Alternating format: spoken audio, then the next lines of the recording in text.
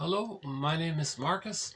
I'm the compiler of a collection of therapy quotes entitled 1001 Windmills of the Mind, a collection of quotes taken from what's called the psychodynamic or the psychoanalytic perspective, which long ago was called philosophical medicine, because this perspective seeks to heal the inner child. It seeks to heal memories. As Charles Berg says, it seeks to unpick the threads of a traumatic script and use those threads to weave a new, healthier script. And we now have over 1,800 quotes in the collection so far. TQ1, therapy quote number 1, up to 1001, sort of represents the core collection. Plus we have all of these bonus quotes beyond 1001. So we have over 800 bonus quotes. But they're just as strong and solid as the core quotes. And all in all, the 1,800 plus quotes represent 30 threads or themes or topics within the umbrella of the psychoanalytic perspective. Okay. So the psychodynamics of emotional eating, the psychodynamics of the body bears the burden, the mysterious leap between mind and body. We have a thread on the psychodynamics of prejudice. Every major defense mechanism, so a defense mechanism is a maneuver of the mind that a person's ego adopts to help the person squelch or repress or not be aware of unconscious feelings, unconscious anxiety, unconscious pain, guilt, any feeling that's that a person can't feel, doesn't have the so-called psychic equipment or training, I guess, to feel it. The mind adopts a mechanism to get the person to not be aware of that feeling. It's called repression, then it's repressed, put into the unconscious. It's not gone, it's just sort of hidden. Right? So for example, projection, projective identification, reaction formation, identification with the aggressor, the moral defense, rationalizations, and others. So in this video, we'll add a couple of quotes to our thread on one on projection. We'll add one on transference. We have one on religion, psychology of a religion, and we have one as well on the symptoms of PTSD as well. So we'll add a few quotes to those threads, and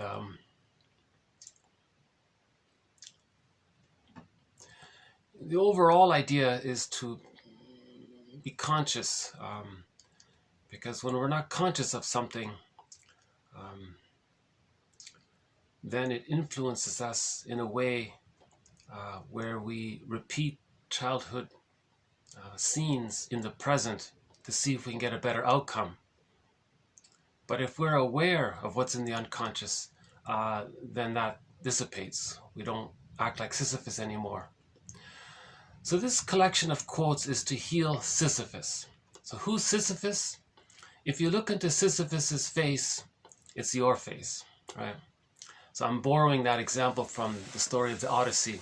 When Odysseus went into that underworld scene, in the hell scene there, he saw Sisyphus, and he looked into Sisyphus's face, and he saw that it was his face. So that's the metaphor of one recognizing for themselves that they're doing the same thing over and over again, right? Like they say, expecting a different outcome but not getting it, and they're stuck like Sisyphus. That's the long ago. This was called fate or being cursed, right? They're talking about repetition, right? So when there's a trauma, the main theory is that when there's a trauma, things get frozen and stuck. The person wants to loosen things up and be free of it. But how do you loosen it up? Well, you recreate and replay, relive the traumatic scene in some symbolic form or somehow in some way, so that you can master the experience so that you're no longer stuck there. As long as you're stuck there, then you're stuck with this constant unconscious guilt and pain around it. Right? So that's another one of our threads, this whole theory about repetition compulsion. Right? So when people say it's fate or you're being cursed, what it means is they're following a repetition compulsion. A traumatic script is being replayed over and over again like a broken record. So, and we've been using a burglar's metaphor. He says every neurotic is a music enthusiast, but he only has one record, and he carries that one record with him everywhere he goes. And every time he sees a record player, he spins off that one record. Okay? So, for example, in that would be a good example of transference love. He says, Burglar says, neurotics are engaged in what's called transference love. They're transferring their need for love into the present, but nobody in the present can be the breast mother and redo the past and create a better outcome.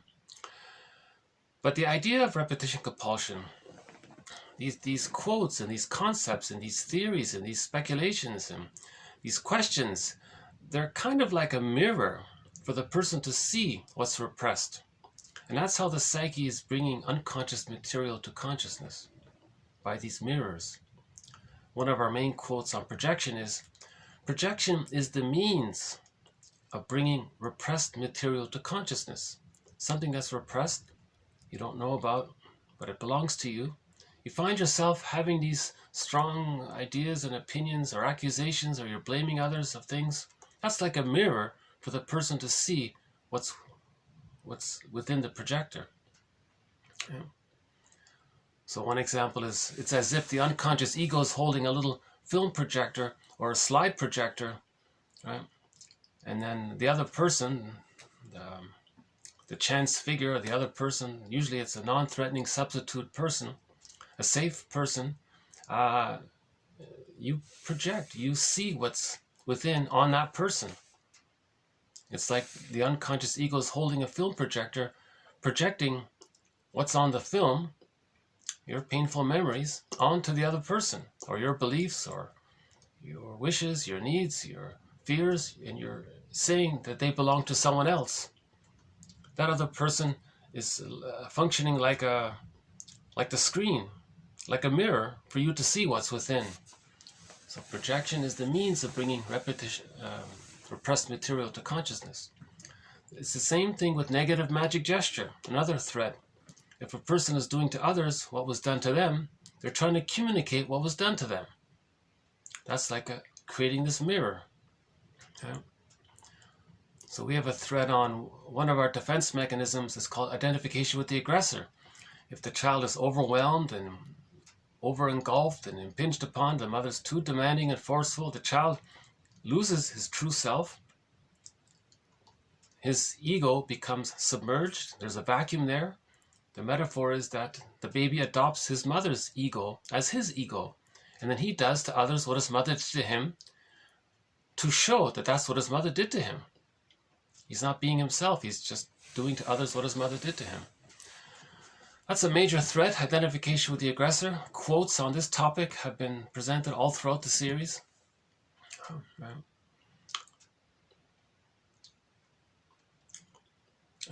We recently did a couple of videos on Sarno's work. He emphasizes the idea that if the true self is squelched, he says the person unconsciously feels angry, very angry, but the person can't feel it. So there's what's called conversion. The brain and the body and the psyche and the brain and the unconscious ego, they all kind of work together to get the person to be focused on a symptom. So he says the brain constricts the blood vessels in a certain muscle area, thereby less oxygen is given to the muscle area. Hence, the person then feels pain by it. So now the person is distracted with his physical symptom, right? And that's like a mirror for the person to see that something's repressed. Right? So physical symptoms, right? The negative magic gesture, projection, and others, these are all like mirrors, right, to see what's repressed. So the overall goal is to, like they said from day one, to make the unconscious conscious. Right? The more conscious we are, the more conscious choice we have. The more unconscious we are, the more we're doing things out of unconscious motivation. Right? And the unconscious motivation very often is to show up the parents, is to express anger at the parents by doing something self-defeating or being rude to others, to say that when they were a child, the mother was rude to them. That's their unconscious way of complaining and protesting about what they didn't like when they were a child. Right? So another thread in this series is on forgiving our parents because they were stuck or trapped in their existential dilemma. They were caught in their existential net. And to recognize that, and then from that, we get a few ahas about ourselves, and then we go through the so-called working through process, the grief process. Right? We have a major thread on splitting. The child temporarily creates images of the mother as, good mother, bad mother. But by the age of 3, the child can accept that the mother is one person. So the child heals the splits naturally. But this happens when the love with the mother outweighs the frustration with the mother. Then this takes place. But if the frustration with the mother outweighs the love with the mother, the child still relies on splitting. Then he goes through life with a psychic structure where in his unconscious representations of self and other, or of other, there's goddess and demon. So he has these wildly distorted perceptions and attitudes and opinions and emotionality around others, being either amazing or totally terrible, or and he's operating out of that. And he finds rationalizations, and he wants to coax it, and he wants to prove it, and he's determined because he has to preserve the split. He can't heal the splits. In order for the child to heal the splits, he needs more love from the mother. But if he didn't get it, he's stuck there. Now that's a traumatic script. Now this traumatic script is personified in myths and fairy tales. You have goddesses and demons all the time. So we have a thread on what's called how to be your own metaphorical alchemist, meaning you want to heal the splits. Okay, so this links in with our other thread. Man's main task is to give psychological birth to himself if he didn't get it naturally by the age of 3. Okay, so that means heal the splits. How do you heal the splits? You have to accept the reality that the mother was more frustrating than loving. It's this verdict of reality that makes the work of mourning so painful. It's very hard. There's a great resistance to the idea. Why? Because every baby has to bond to the mother. And he'll lie to himself and say that the mother was all great to do that. So he'll accept that lie to have the bond. The first priority is the baby has to make it. He has to survive. So if he has to lie, he'll lie to survive. That's called the moral defense, another major thread in our series. So the person gets to the point where they begin to accept the reality that the mother didn't have it to give, that the mother was caught in her dilemma. She was cursed or fated in the repetition compulsion of her traumatic script. Okay, so either she's doing to the child, so she did to the child what was done to her because she wants to communicate to her mother in the mind what happened to her by her mother. So it's as if she's saying, look, mother in the mind, you see how I'm not loving my child, your grandchild? Well, that's what you did to me and I didn't like it. And she's still trying to show up the mother. And she's stuck like that. Sometimes the mother, caught in her existential dilemma, has a child and says, at last, someone's going to listen to me and give me consideration and respect me and recognize my needs and rights and feelings and respond to me. Then the mother basically brainwashes the child to be a parent for them. That's called childhood parentification. Now the child will try their best to please their mother, but it can't be done. It's called failed empathy. Failed empathy, it can't be done. No baby can be a mother to the actual mother, physical mother. So those two patterns, by the way, are called the Jocasta style of mothering, another major thread in our series. Yeah, we have over 30 very excellent threads in this series. There's some great stuff. There's a lot of material in here. It's encouraging. I find it inspiring. I find it hopeful to know this material. A lot of it makes sense. But like Robert Bly says, each person has to decide for themselves what's true and what's not true. When Robert Bly begins a lecture, apparently he says at the beginning, he says to the audience, now, dear audience, 30% of what you're about to hear is wrong. It's up to you to figure out which 30%. So in that spirit, maybe we'll begin with today's quotes here. So let's start with TQ 1811, the one about trauma. Okay, very difficult. This one here brought a tear to my eye. So I definitely include this quote in our collection. If a quote can bring a tear to my eye, it's going to be included. You know, I figure the most personal is the most universal, something like that. So this one, it's a difficult quote. But like they say, the truth will upset you free. The truth will upset you free. Okay, trauma in children. Okay, why don't we just take a look outside, see how we're doing here. Let's see before we begin. So it's about -5 today here.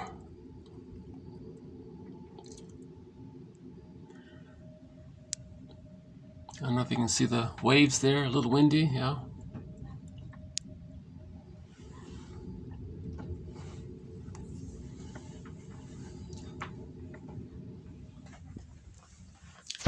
Yeah, maybe we'll get a sunset today. Yeah, we've seen some nice, we've seen a fox, we've had some blue jays, and we've had some herons, and lots of seagulls and crows. Okay, let's move on. 1811.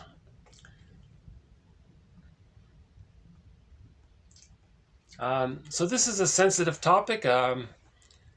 If the idea of trauma in children, you might want to skip this one if it's something you don't want to hear. But so you've been warned. Okay, okay. Oops. Okay, trauma in children. Okay, so we're not just talking about corporal punishment, right? Emotional abuse. Okay. So this is this emotional abuse. We don't need to describe it. I think everybody can understand it, right? It can also take the form of emotional neglect as well. That's a form of emotional abuse, right? So whatever form that takes, we're not talking about the occasional. We're talking about if the parent is chronically, constantly doing that because they have a certain personality pattern. If the parent has a personality pattern from an insecure attachment style, there's more of a likelihood they're going to be very difficult parents. Right?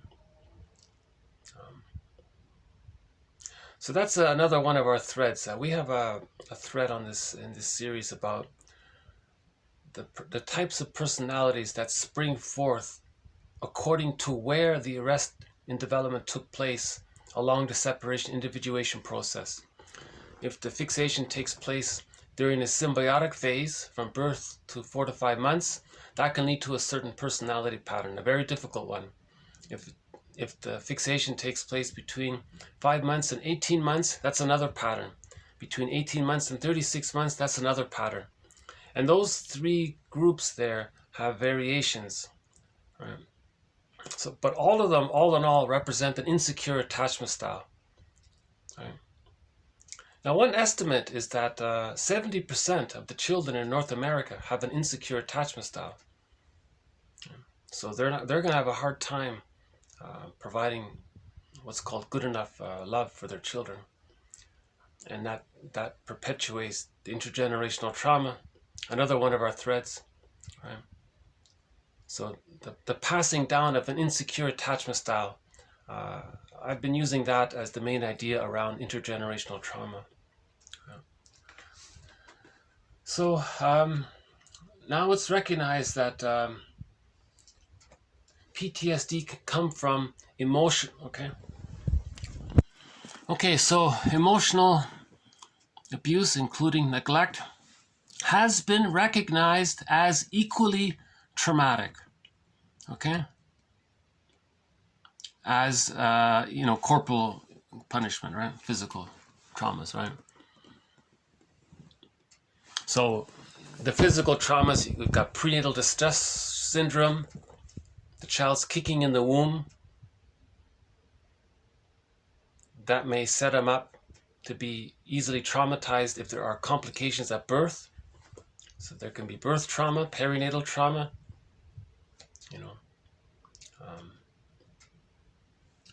and there are other factors, right? So wherever the emphasis here is emotional abuse, right? If the father has a Elias complex, that can lead to it. If the mother has a Jocasta complex, that'll lead to it, right? Okay, emotional abuse has been recognized as equally traumatic. Okay, difficulties during pregnancy,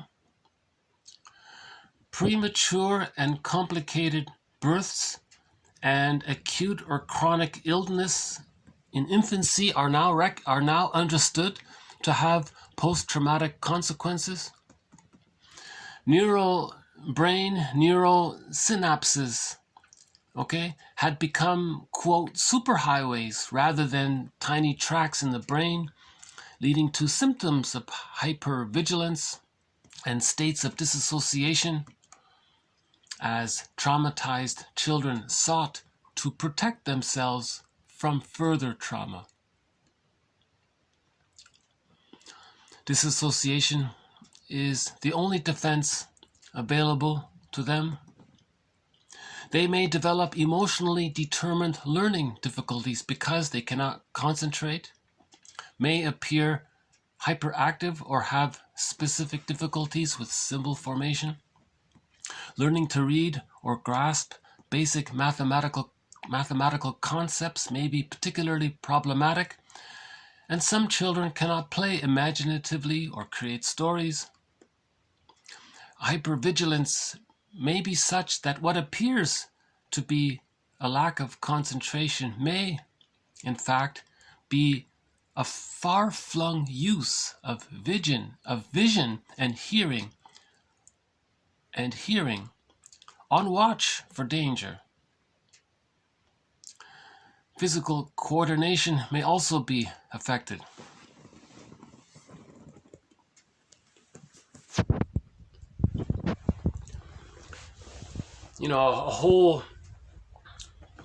That's a major thread, this issue of PTSD. So in the core collection, can I refer you to the core collection on the quotes by Philip Bromberg? His trilogy of books on trauma has won a Golden Windmills of the Mind Award. His books are The Shadow of the Tsunami. He calls childhood trauma a tsunami. He means an emotional tsunami. And the after effects of it, the PTSD of it, he calls it the shadow of it. So that's a very good book, The Shadow of the Tsunami. His other book is called Standing in the Spaces, because when there's trauma, things get compartmentalized, put into boxes. Thoughts about an event, impressions about the event, emotions around the event, they all get put into separate boxes, and there's spaces in between them. Now we want to heal, we want to link it all together again. Put Humpty Dumpty back together, we want to link it. So he says, stand in the spaces. You have to sort of be aware, and you're being a bridge for yourself. And his third book is called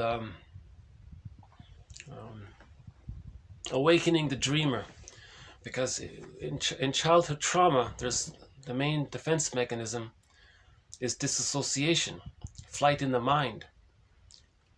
The child can't run away from the abusive mother. The child can't shield himself or protect himself actively if the mother's abusive. He's helpless. He has no motor skills, no vocal skills. He's completely dependent. What does he do? The only thing left is disassociation. Right?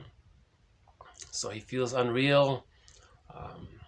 That's another thread, depersonalization. He feels unreal. That's called depersonalization.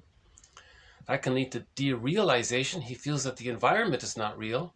So he's in this like trance state, some kind of trance, you know. And this quote says here something interesting. He says the child holds on to this to protect him from further trauma. So he stays like that. So a person can sleepwalk through life because they're constantly wanting to protect themselves in anticipation. Now there may not be another trauma, but that's the nature of repetition compulsion. He has to somehow think that maybe he's got to repeat it in order to master it so that he can no longer be disassociated. Now, Lloyd DeMause says a very provocative thing. I haven't included this, but it just comes to mind right now. Lloyd DeMause says that's why people are involved in very extreme activities, very dangerous, extreme activities, because they're trying to recreate that early trauma to see if they can master it. And that they might join up with very dangerous organizations. He thinks maybe unconsciously they're trying to recreate the birth trauma or the early childhood scene, something that's symbolic of it, or it's intensely symbolic, resembles it, to see if they can master it and feel better. It can't be done. It's a secondary delusion, but that's sort of the positive intention. But the idea of wanting to do something extreme like that, dangerous sports or other dangerous activities, that idea is like a mirror. That fantasy, that's like a mirror for the person to know that they had a difficult childbirth, or there was perinatal trauma, or other types of trauma in that early time, the preverbal time, right? Before the hippocampus comes online, right? That's what he means by symbol formation, right? Okay, again.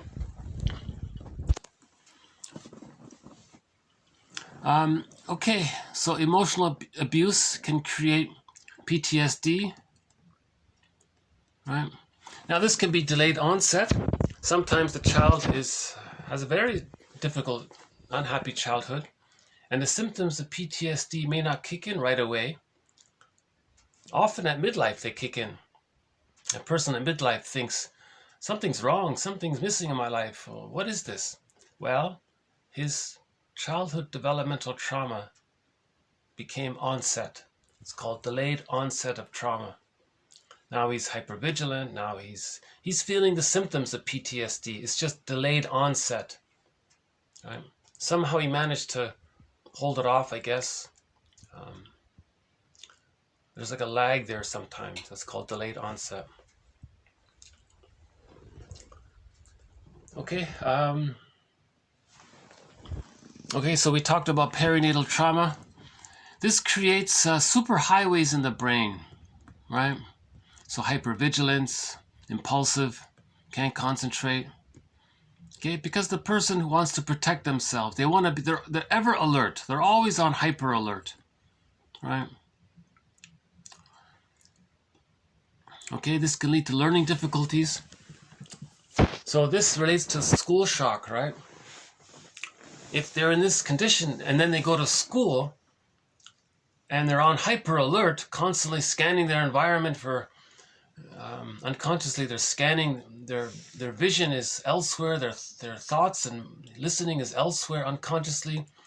Now the teacher talking, maybe he's afraid to concentrate because it'll take his concentration away from the environment, some other environment that he's not aware of in his unconscious. So he can't listen to the teacher, right? So now he's overwhelmed, he's disassociated. So he might be daydreaming or just biding his time. He's eagerly waiting for the bell to ring, and he charges out when the bell rings or whatever it is. So then the teacher says, oh, he has a learning disability. He doesn't have a learning disability. He has school shock. He's overwhelmed by the school environment, but he was sensitive to it before he came in, right? So he was already overwhelmed by the home environment and the stress in the new environment and the separation from the home, the only partial safety he has. So there are a variety of factors that lead to what's called school shock. I don't remember them all right off in the moment, but one author has a paper called School Shock. He thinks that leads to why a person doesn't do well in school, gets low grades and all that. So he says here they're hyperactive. They can't read the story because their mind is elsewhere. They're scanning the environment. They're afraid, put it that way, right? A far-flung use of vision or hearing. Okay, I'll just leave it there. This quote reminds me of that quote about people living lives of quiet desperation. Maybe that's related to that. Maybe this idea about living a life of quiet desperation. Maybe there's this constant on the unconscious mild dissociation or derealization or depersonalization from the childhood trauma. So it's a huge topic, this massively, greatly, immensely underappreciated. People mock at it. There's a real contempt around it. The idea that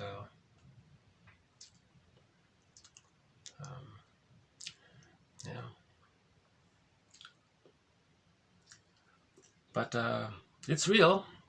There is such a thing as children being traumatized. It exists. It's real.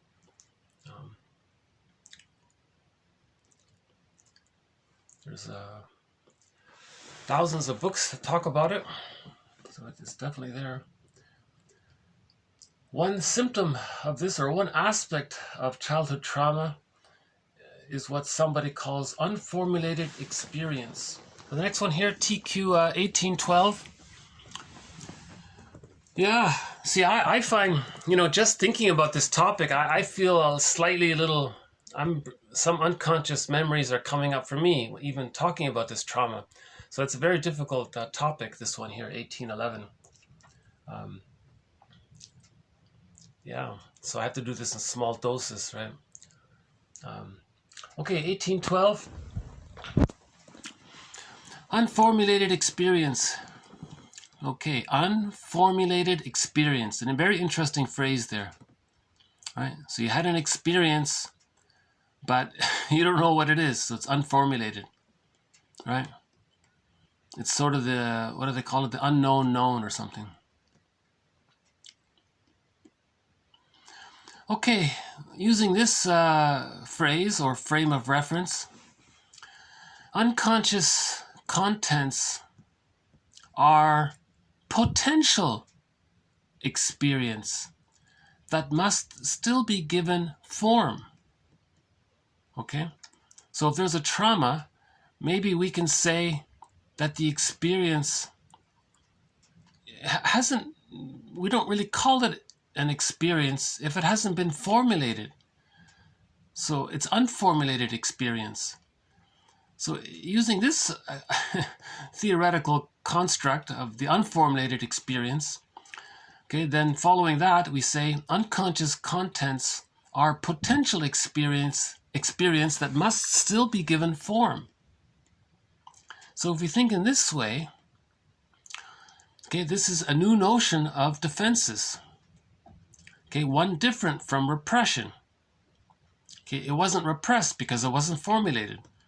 In order to repress something, you must have something to repress. But if you don't have it, what are you repressing? That's what he's saying here, right? If experience remains to be given shape, okay, or form, right, then we defend not by keeping fully formed unconscious contents from entering awareness, but by shutting down the curiosity that would allow the formulation of the unformulated. This unconscious refusal to formulate experience, okay, is defined in this frame of reference as dissociation.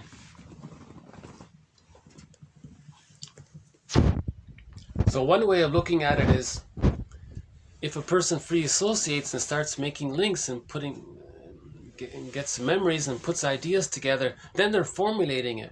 Then it becomes an experience. It's not something you dug up from the unconscious. But that's a confusing idea, because it seems to me in order to do this, you have to dig material up from the unconscious. But the quote is interesting because it makes one think about it. Of course, I think, of course, it's in the unconscious. It's just fragmented. So yes, at the same time, it's unformulated. So I don't fully agree with this idea, but it's a prompt to think about the effects of trauma. He makes a convincing idea, but he omits the obvious. The obvious point is that if a person is free associating and talking and bringing up memories, then he's healing by formulating it, by linking things up. His argument is, well, they were never linked up to begin with. It was unformulated experience. Well, whatever, it's a moot point. Who cares, right? Now, the focus is to heal. Whether we argue that it was originally, whether we argue that the child can't recognize it as a formed concept, or the child internalizes fragments of what he can't recognize as a formed concept, that's a splitting hairs here, it seems to me. I don't think it's worth arguing over, really. I don't think it's helpful to worry about this idea here. But the phrase is, nevertheless, the phrase is helpful. Unformulated experience. It promotes the idea that we have to make links. Trauma, right? When there's trauma, the person puts things into boxes, and we want to stand in the spaces to link it up, right? So we can heal. Linking is healing, right? And his rationalization is, in order to repress something, it has to be something that's formed. Why? Why can't a person repress fragments of an experience and automatically put things into boxes? Why does a baby have to internalize a full event and then fragment it afterwards? I don't see it as a topic that needs too much exploration. Maybe I'm wrong.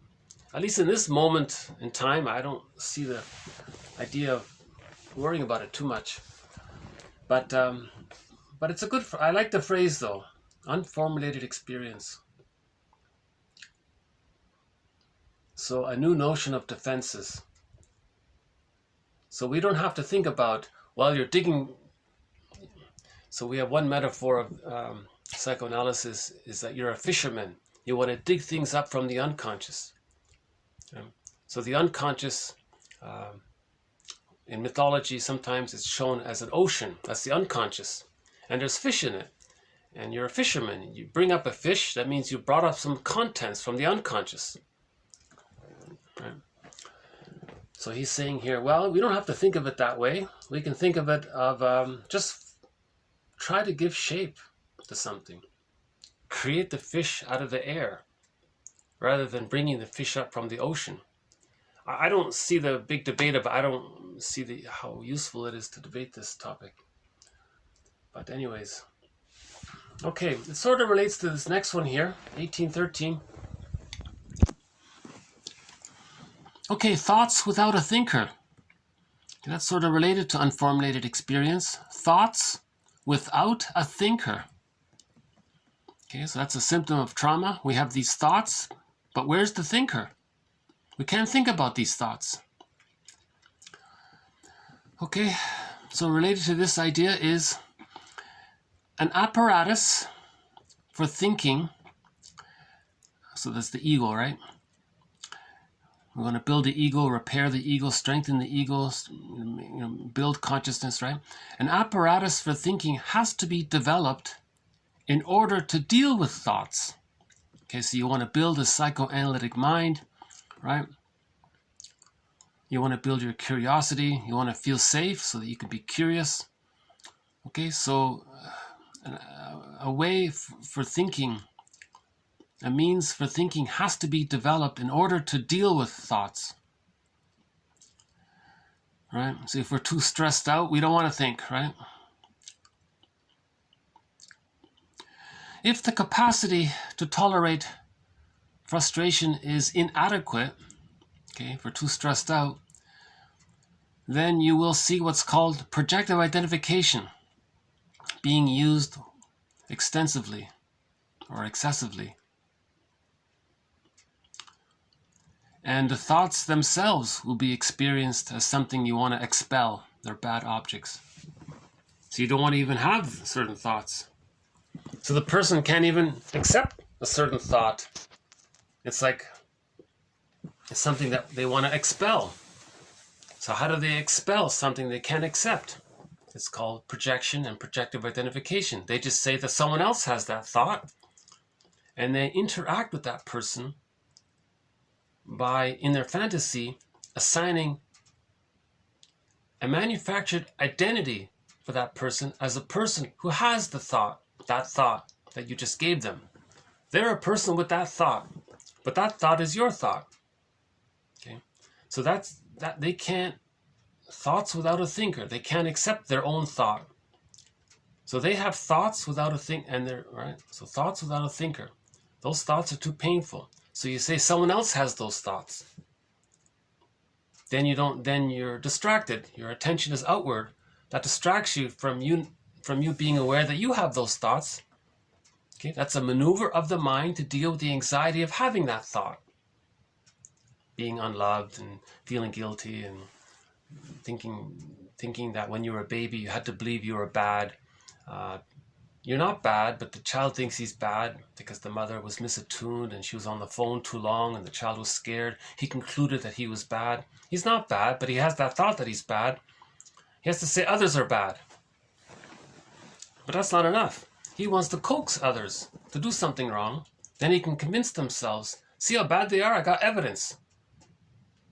Then he can more forcefully transfer his energy and his thoughts outwardly to think how bad they are, as a defense mechanism to not be aware of how he unconsciously feels bad.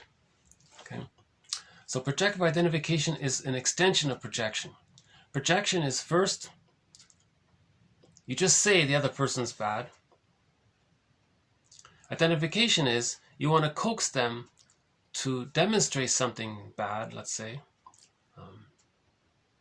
You push their buttons, you're difficult around them, you mislead them or annoy them or upset them or fool them, trick them, make them, trigger them. If they're upset, then you can say, aha, they're bad. Now, when the person does that, okay, that's all of that is them not wanting to feel their own false belief that they're bad, that they made themselves as a baby, that they're bad, and they don't want to admit that. Why don't they want to admit it? Because to admit it, that means they have to separate from the mother. But they can't separate from the mother. The baby can only separate from the mother if the baby receives love from her. Okay? So the baby in that case is caught in a catch-22. In order for the baby to leave the mother, he needs her love. So he's waiting for the love. But he's not getting it. So he's in a catch-22. He's stuck there. Okay? So he now has the pain of being unloved. Okay? Now if that's stuck there before the age of 3, he grows up physically, but he's operating out of the emotional trauma, the psychic trauma, the emotional abuse. So he has the emotional abuse of that. So he constantly feels bad. So he constantly thinks others are bad. And he's very invested in that because he can't look inward to see that he felt that he needed to have the false belief that he was bad out of him not getting his needs met because the mother was confused or distracted. The mother read a magazine. It said, use the bottle in the schedule. Okay, that's emotional abuse, most likely, according to one author. So we have a thread in this series that when the baby's born, the baby's handed directly to the mother and the baby starts feeding right away. And it has to be the breast, not the bottle. The baby's expecting the breast. Because it's not just the food that the baby needs. The baby needs the warmth and the fusion and the soothing and the experience with the mother and his brain neurons pick up how the baby is being soothed by the mother, and he adopts that soothing for himself. But the plastic bottle can't offer that. So there's an emotional abuse that way, you know. So we have a whole thread on that area, so I won't have to save it. We'll update that one in future videos.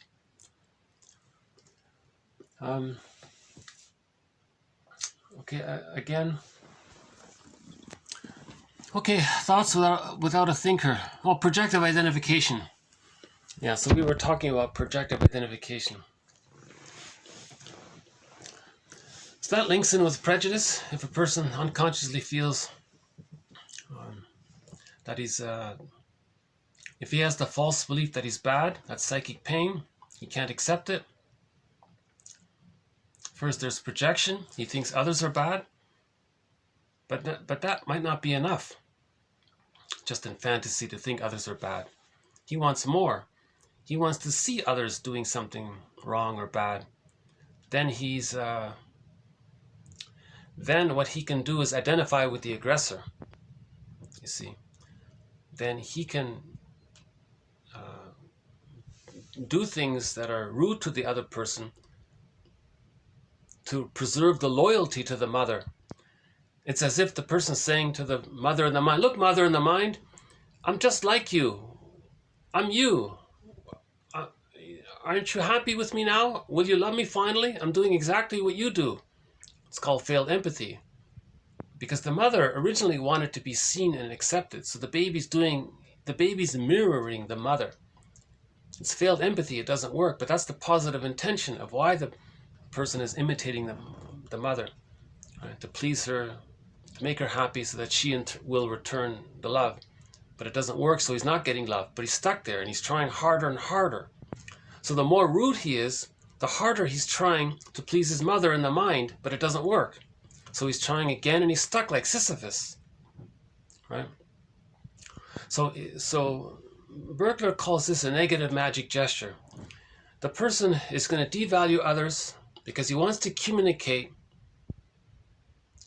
that when he was a child, his mother devalued them. So emotional abuse. So the person wants to emotionally abuse others. Okay, so the person emotionally abuses others because he wants to communicate that when he was a child, he was emotionally abused by his mother. So this is showing up the mother. Burglar calls this the grand design. He spends his whole life trying to show up the mother. Right? See, with a little consciousness, a person can go, "Oh my God," you know, and it's a huge relief. And just to have that thought, how are you repeating things the way your mother did things? And just to stop, you know, and just to catch that, like, "Oh my God," and you realize that the mother was trapped. She was stuck. She was cursed. She was stuck in her repetition, compulsion of trying to communicate to her mother. So she was engaged in the grand design against her mother. You see? So then you recognize that the mother was caught, and it's not about you. That was her issue, right? Then you look up the scroll marked number 4 by Og Mandino, and you restore your self-esteem, that your nature's greatest miracle. Okay, you read some poems, Virginia Satir, I Am Me, the one by Gibran about, it's called On Children, and other poems about it, right? Okay, so that's projective identification. So if a person is traumatized, okay, he has these negative thoughts, but he can't think them, he can't formulate them, he's going to project them. And he's going to coax others to have them, hoping they'll demonstrate that they have them. And he'll look for evidence that they have them. He'll manufacture evidence that they have them. He'll even hallucinate and believe that they have them. Then he feels relief. You see? So projective identification is a major thread in this series. I highly recommend this series, getting this collection of quotes.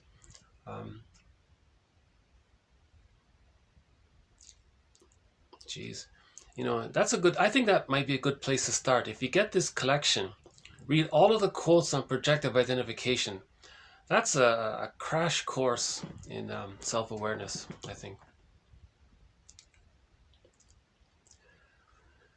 Projective identification also works with positive traits. If you can't accept something good about yourself, you idealize others and coax others to demonstrate your own denied good traits, and you want to see it outward. So you idealize others, and you even coax them by putting yourself down, even to coax them to be even better, because you can't accept your gold. So we have that famous quote, "Man's greatest fear is shining his light, showing his gold," right? Okay, that idea links to Masterson's axiom: self-activation of the real self triggers the abandonment depression, triggers the projective identification, or any other defense. His axiom is self-activation leads to abandonment depression, which leads to defense. Another major thread. Masterson's axiom, a great quote. His book, The Search for the Real Self, has won a Golden Windmills of the Mind Award. We have 15 Golden Windmills of the Mind Award issued already, 2 mentioned in this video. Bromberg's trilogy and Masterson's book. Those are 2 of them. We have 13 others. Okay, another aspect of trauma in childhood is what happens to the true self. So the true self gets squashed. What is the true self? Okay, so the true self, now in exile. What's in exile? The inherited potential of the child. His inherited potential of the child. His uniqueness, right? His gifts. His golden ball. His real self. Okay? That's his true self. Now, when supported by the facilitating environment provided by good enough mothering, an ordinary devoted mother, that's called good enough mothering. An ordinary devoted mother, that's called good enough mothering.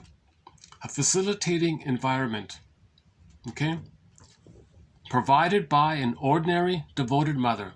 Okay, so that's she's breastfeeding, right? And she's attuned and they're connected and the baby feels safe, right? Okay, when supported by the facilitating environment provided by good enough mothering, the true self's continuing development can be established. Such good enough mothering will include consistent and coherent responsiveness. Okay, that's the attunement, right, to the baby's sensory motor needs, and attunement, okay, musical attunement to the infant's emotional expression of him or herself. Okay, mirroring is there. The mother sees and accepts what the baby's feeling. The expression of the true self is the continual development of the subject's idiom, uniqueness, through which he can live his life creatively. Okay? The expression of the true self is the continual development of the baby's idiom, through which he can live his life creatively.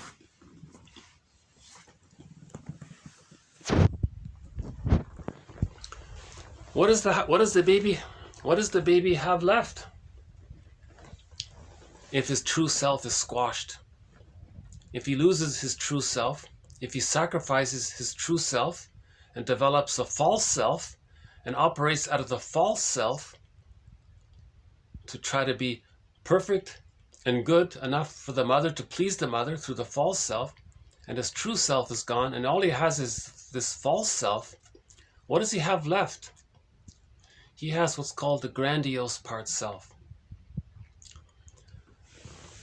So the child's self has two parts, the true self and the grandiose part self. Now normally the grandiose part self dissipates at the age of 18 months. Again, the grandiose part self, or the primary narcissism, or the infantile megalomania, all children have that up until the age of 18 months, according to the theory here, object relations theory, developmental theory. The baby in the womb has what's called hallucinatory unconditional omnipotence. He's like a little god. It's all about him. Everything around him is there to serve him, and it meets his needs. He doesn't even have to ask for it. There's mind reading taking place. The mother's body reads the baby's mind and provides his needs automatically. He thinks he's like a little god. Now when he's born, he needs an extended womb. The first 4 to 5 months is an extended womb. Right? It's called the stage of social symbiosis. The mother is there as an extended womb for the baby. The mother is serving as an extended womb for the baby. Whatever the baby needs, the baby unconditionally gets automatically. It's like an extended womb. It's a womb for the first 4 to 5 months. The mothers are there to provide an extended womb. So this hallucinatory unconditional omnipotence continues. Now gradually the child starts having thoughts, and he thinks he created it, because everything around him is to serve him, as it should be. He's growing, right? He needs the nourishment from the mother. Now sometimes the baby's stressed out. He might make a gesture. He might shake his rattle. The mother responds and he gets his needs met. Now he thinks he's like a magician. He shaked his magic wand and he got what he wanted. Magical thinking. That's still there. Now this continues up until the age of 18 months. But if he's traumatized before the age of 18 months, you see, with enough love, it gets dissolved naturally. He doesn't need it anymore. he hatches out of the egg and he achieves differentiation. There's two people. But if he's stuck there in that primary narcissism, that's all he has left. The false self is not him. The false self that he's using as a cloak over to mask the true self, that's not him. All he has left that's sort of organic to him is the grandiose part self. So he's taking refuge in the grandiose part self. And every time he acts out the false self to please the mother, his grandiose part self is delighted. So there's the primary narcissism, you see. Key concept. I hope I got it across somehow.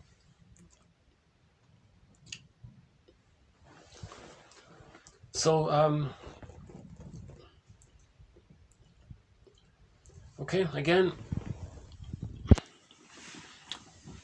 So ideally, the true self is the inherited potential. Okay, so the true self is the inherited potential of the child. When supported by the facilitating environment provided by good enough mothering, the true self's continuing development can be established. Such good enough mothering will include consistent and coherent responsiveness to the infant's sensory motor needs and attunement to the infant's emotional expression of himself. Okay? So the attunement is from biological birth in the psychological egg, called the social symbiosis. The attunement is the mother is providing the baby's symbiotic needs met. Okay, unconditional giving according to what the baby needs. No scheduling, no delays on the phone. Remember, the baby has no concept of the passage of time. If he's hungry and the mother's on the phone, he doesn't understand that in 5 minutes the mother will come. He's terrified there. Okay. And if it's chronic, that alone can lead to a trauma. That's an emotional abuse. Right? If it's too much, at some point, right, it leads to the symptom. Right? The superhighways in the brain are developed. He can disassociate, all these things. So consistent and coherent, consistent, reliable, coherent understanding, responsiveness to the infant's needs. So the needs are, the baby has symbiotic needs for the first 4 to 5 months. From 5 months to 8 to 15 months, he's starting to hatch out of the egg. Okay. Now this hatching out is gradual. So now, from 5 months to 15 months, then he has the general consensus is the baby's main needs are for mirroring. The baby needs to see that when he looks into his mother's eyes, that the mother delights, welcomes, accepts the unique expression, the child's uniqueness. And the child goes, oh, I'm unique, and that's okay. I have a self, and yeah, mother says, good, and it's okay. I can be me. Wow. So that's called mirroring needs. So the child needs that. If he doesn't get that, his true self gets squelched, pardon me. That's in the fairy tale or myth. That's exile. The wounded animal in the forest. Okay, in one fairy tale, the guy has to go in the forest and find this wounded animal, bring him back home and nurse him to health. Then he can heal. It's called the curing fox, told by it's an Inuit story, retold by Hugh Lupton. Very good story called the curing fox. It's an indigenous tale, a metaphor for healing the inner child, reclaiming the true self. Maybe we'll play it sometime. Yeah.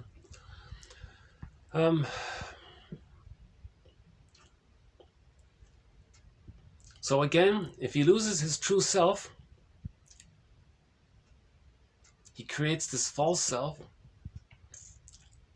to please the mother all the time, to do what the mother wants. All he has left is the grandiose part self, thinking it's all about him and he's a magical, Now he feels bad and it's all about him Now, if he feels bad and he creates everything, he unconsciously thinks that he's hurting himself, because the concept of himself and the concept of the mother is still fused in the negative symbiosis. So if the mother's rejecting him, he's going to reject himself later on. That leads to self-defeating behavior, self-sabotaging behavior. Right? He's afraid to be happy. He's afraid to shine our man's greatest fear, to shine his light. It's going to lead to that. Right? That's called unconscious guilt. He feels bad because the mother rejected him, but he's the mother. He's going to do to himself what his mother did to him because he is her. So so later on, he's going to recreate situations where he's disappointed. That's the self-defeating behavior. Stay loyal to the mother because he's still waiting for mother's love, but he's not getting it, and he's stuck there like Sisyphus. You see, that's sort of the deepest theory around healing trauma, to get to that place of unconscious guilt, where we're doing to ourselves what our mother did to us because we're loyal to her, because we're still pleasing her to make her happy enough so that she will finally give the love that we need. But it's not coming, because the mother has to heal herself in order to give the love. The child can't be the therapist for them, you see. The child is being used as a parent for the mother. That's why the child has to sacrifice his true self in order to fulfill this fake role of being a fake parent for the parent. That's why it's called the false self. So Sarno calls it, he's a perfectionist and a goodist. What he means is he's trying to please the parent. I think a better one is the idea of failed empathy. It doesn't work. Okay, so the true self, it's an exile. One metaphor for this is that it gets put into this bag that we drag behind us. So the child's radiance and his inherited potential, his vitality, his aliveness, his feelings, this firebird, this golden ball, it gets put into this bag. Now this bag we drag behind us, sometimes it's called the shadow, or the shadow self, the second self, the secret self, the stranger within, the one who walks with us, who's not like us, but who is us. Someone's living my life and I know nothing about him. Okay, so this is called the shadow as well, right? The shadow, or the shadow self. Okay, unconscious aspects of the personality. Okay, it's unconscious because we couldn't accept it, so it becomes unconscious. You're in the shadow, right? Okay, there are 4 modalities or ways of relating with the shadow. Okay, so 1. Okay, unconscious contents can remain unconscious, exerting. Okay, so they're the puppet. So they become the puppet master. Burglar's metaphor there.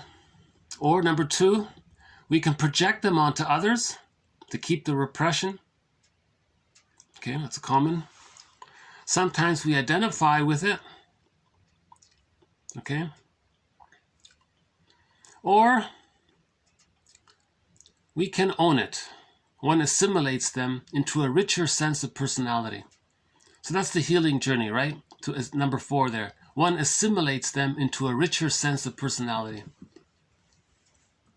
Right.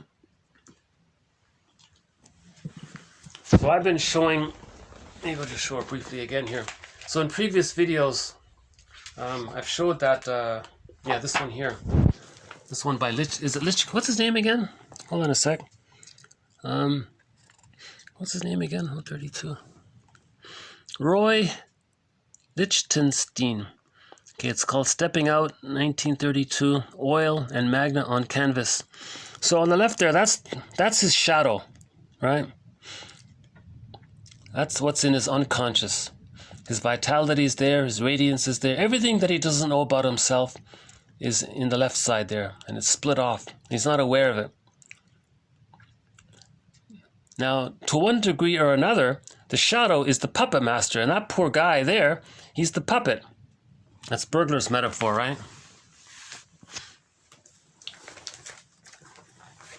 So that's another thread in our series, Robert Bly's metaphor of the bag being the shadow self, the second self, the secret self, the skeleton. And all of the energy in that bag is sometimes called the id. Okay? We can personify that energy as the voice of a sea god, as Poseidon. So we have that other artwork about Poseidon. If you look up, there's a clip from the movie, there's a TV series about the Odyssey.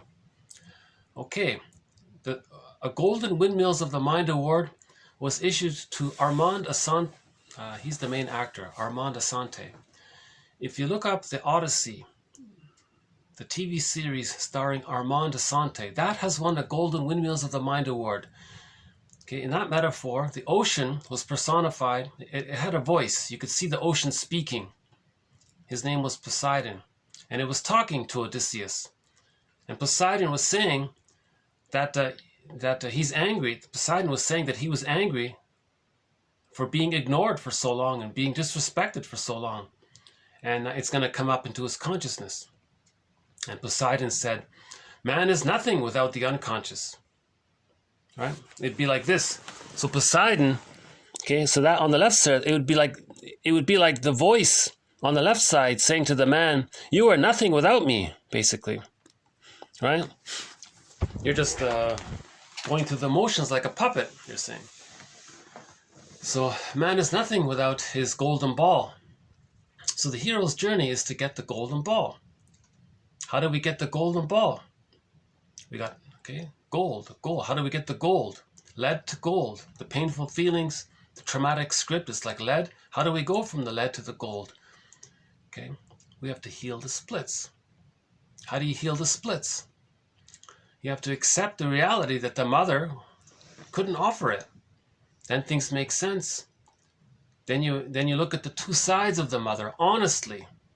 What are the two sides of the mother? And can you somehow amalgamate them, bring them together? Woodman calls it holding the tension of the opposites. Can you bring them together? The goodness of the mother. One author says, well, if your mother were loved, wouldn't it have been natural for her to love you? That makes sense. You got to get that feeling that was a potential there of her, that she could have and would have had she had the opportunity to. Now, despite her trauma, she somehow managed to show her love in her certain way, in a certain convoluted way. She did manage to love somehow. So that's one side. Now, the other side is all the neglect and the emotional abuse. But can you bring the two sides as a concept of the mother as an ordinary flawed person? If you can do that, that's creating a pillow. Humans use pillows. Okay? Goddesses and demons don't use pillows. So in the story of Iron John, Robert Bly says you want to get the key out from under mother's pillow. When you get the key, you open the cage, you get the golden ball. But how do you find the pillow? Well, you have to create the pillow. Okay? The pillow is unformulated experience. We have to formulate the pillow. Okay? Thoughts without a thinker. We have to be the thinker to formulate the pillow. The pillow is a metaphor for seeing the mother as a flawed person who is partly loving and partly frustrating, and we can accept both. It's hard to do if the mother was 10 times more frustrating than loving. We're too angry, we use splitting. To deal with the anger, we use splitting.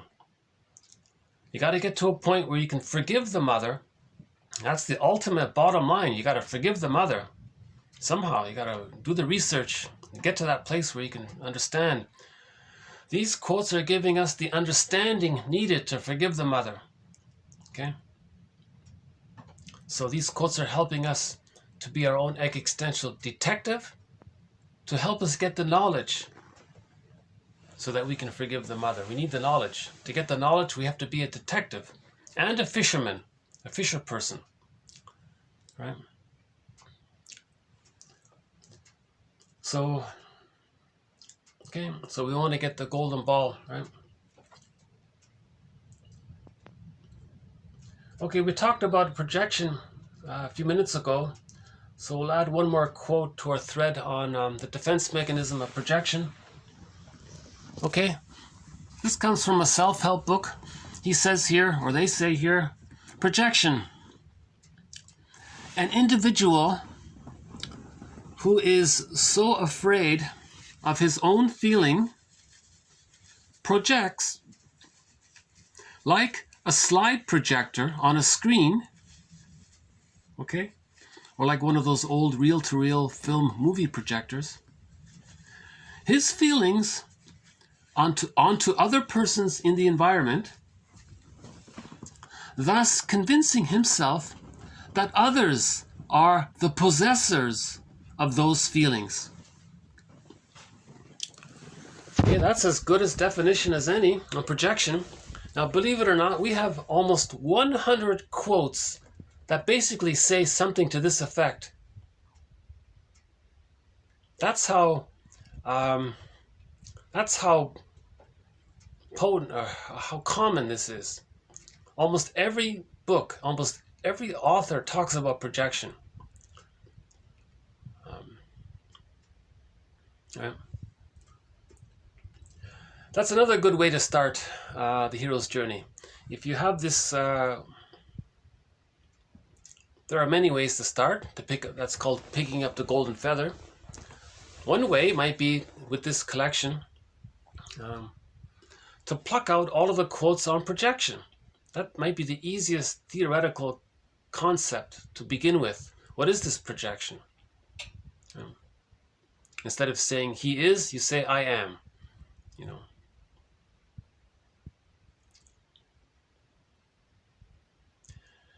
Is it Albert Hubbard? He said, if a person knows about projection, he has sympathy for everybody. He has empathy and sympathy for everybody. Projection gives you understanding for everybody, basically. Something like that. Okay, similar to projection, we'll add one more quote to our thread on what's called transference, where you transfer the childhood past into the present and try to relive it. Okay, in transference, the analyst, so projection is a broad term. Transference is basically the same thing, but it's often used in the context of the one-to-one relationship in the therapy room with the two people there. So when projection is in the therapy room, it's called transference. In transference, the analyst becomes a symbol for mother, father, society, anyone or anything over which the client has deep-seated emotions and feelings. The client says, oh, I see. Then by expressing these hostilities, these hatreds toward you as a substitute, okay, so the therapist is a substitute, right? A screen, right? A substitute for the real person which they are actually directed. Okay, so he's transferring, right? So he transfers his anger at his mother. He transfers it or displaces it or right to the therapist. Okay, then the therapist, seeing all this, he can diagnose and interpret or point out his true feelings towards his parents. Okay, and therapist agrees. I'm glad you made a vital recognition here. And then we can move ahead to a re-examination. After that, if you accept that, then we can re-examine and reappraise these emotions you learned in childhood with new understanding and in a new, mature light. Okay? So this quote comes from the comic series Psychoanalysis. I played it recently already, so I'll do it just briefly again here. Another Golden Windmills of the Mind Award was issued to this comic book called Psychoanalysis, 1955. There were four issues of it, right? 4 issues of it. Now these 4 issues of Psychoanalysis, 2 years ago, on February 26, 2020, I think that's an important date. On the 26th of February 2020, these 4 issues were were compiled and reprinted into this book, into this hardback book. So this book, okay, is the complete series. This has the complete series. Now, all in all, this complete series represents 12 therapy sessions. 4 with Freddie. 4 with Freddie, 3 with Ellen, and 5 with Mark. A total of 12 therapy sessions. There's Ellen there on the couch, right? Ellen was talking about unconscious guilt. Very interesting. Freddie was going to be the Iago character.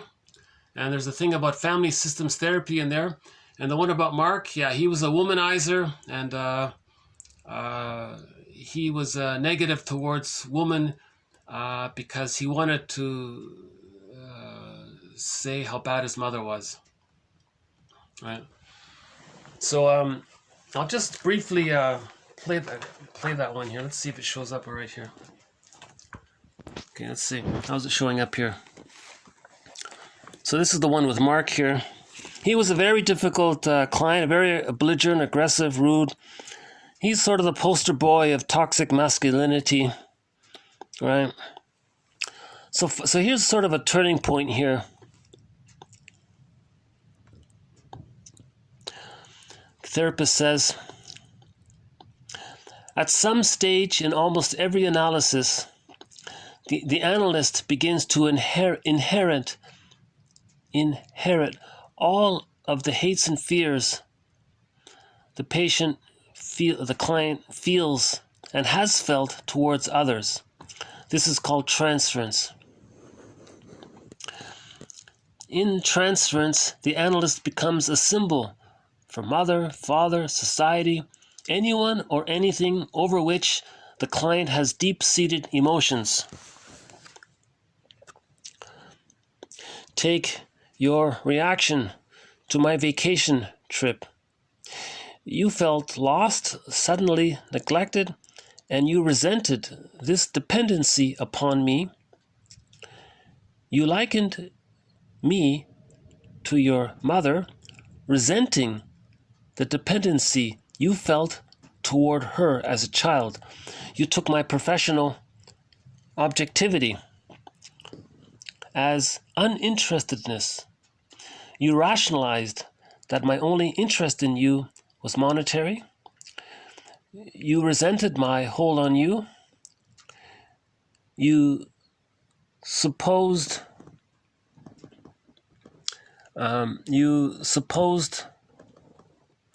my supposed authority. You likened me to your father, resenting his authority over you as a child.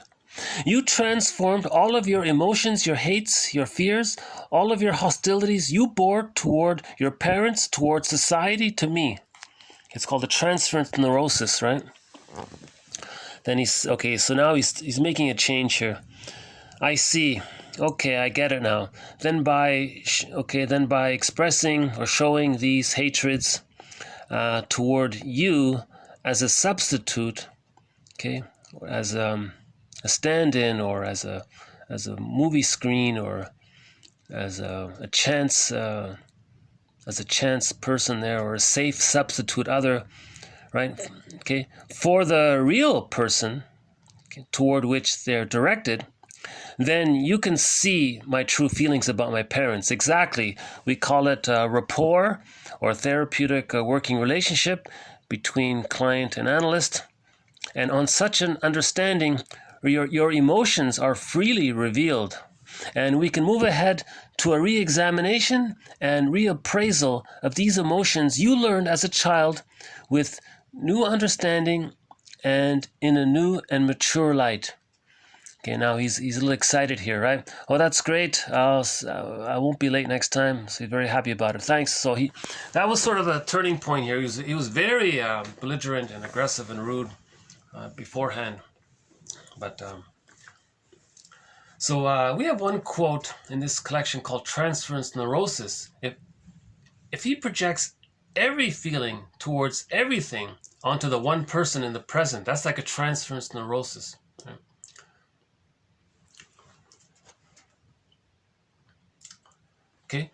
transference is creating this mirror for him to see his true deep feelings, his true inner feelings towards his parents.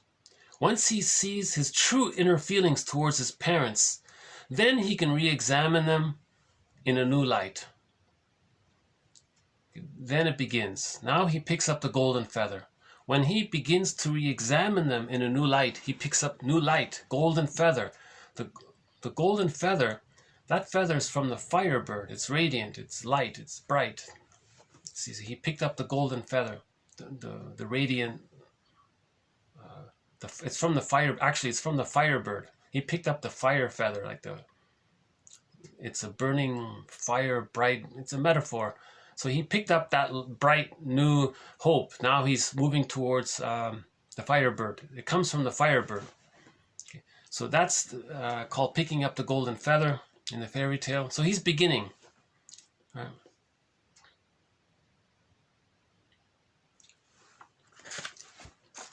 As mentioned previously, I think in high school, every student should read one session a week for 12 weeks. Actually, I think better yet, there are 12 therapy sessions in here. Spend 1 hour a week with each of these sessions over a 12-week period. At the very least, maybe even stretch one therapy session over 2 weeks so you can stretch it out. This will start people off with the idea that there is such a thing as the unconscious. That there is such a thing as unconscious motivation, psychic reality, emotional reality, that there is such a thing.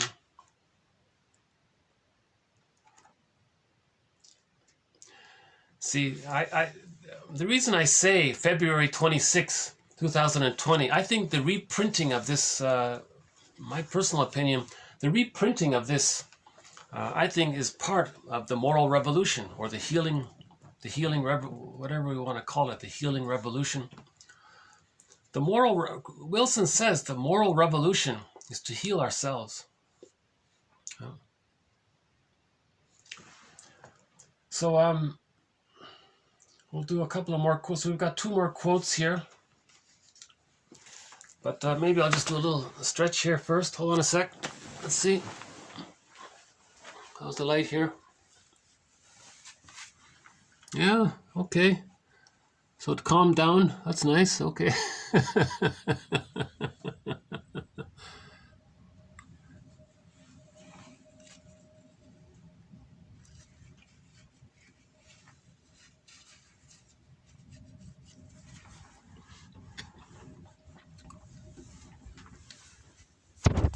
You know, I'm just a little curious to see if the sun is out. Oh yeah, winter solstice. Yeah. Let's see. Any sun here? Oh, it's too cloudy. Oh yeah, a little bit of sun there. Oh yeah, you can hear the wind. Yeah, okay. So,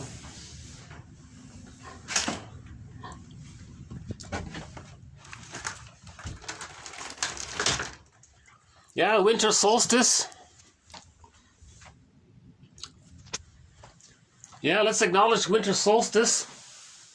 Yesterday was the beginning of a new sun. Meaning the days started to get longer. It's an interesting concept, sort of new to me. Apparently, for thousands of years, people recognized that the days started to get longer around this time. I'm filming on December the 23rd here. Sometimes it takes up to a week to upload these videos, but I'm filming on the December 23rd, 2021. But yesterday, that's the first day when the day started to get longer. And thousands of years ago, people would say, oh, there's a new sun. The birth of the invincible. The almighty sun, S-U-N, is born. A new sun is born. Now that got co-opted. We all know the story about that. But anyways, winter solstice is still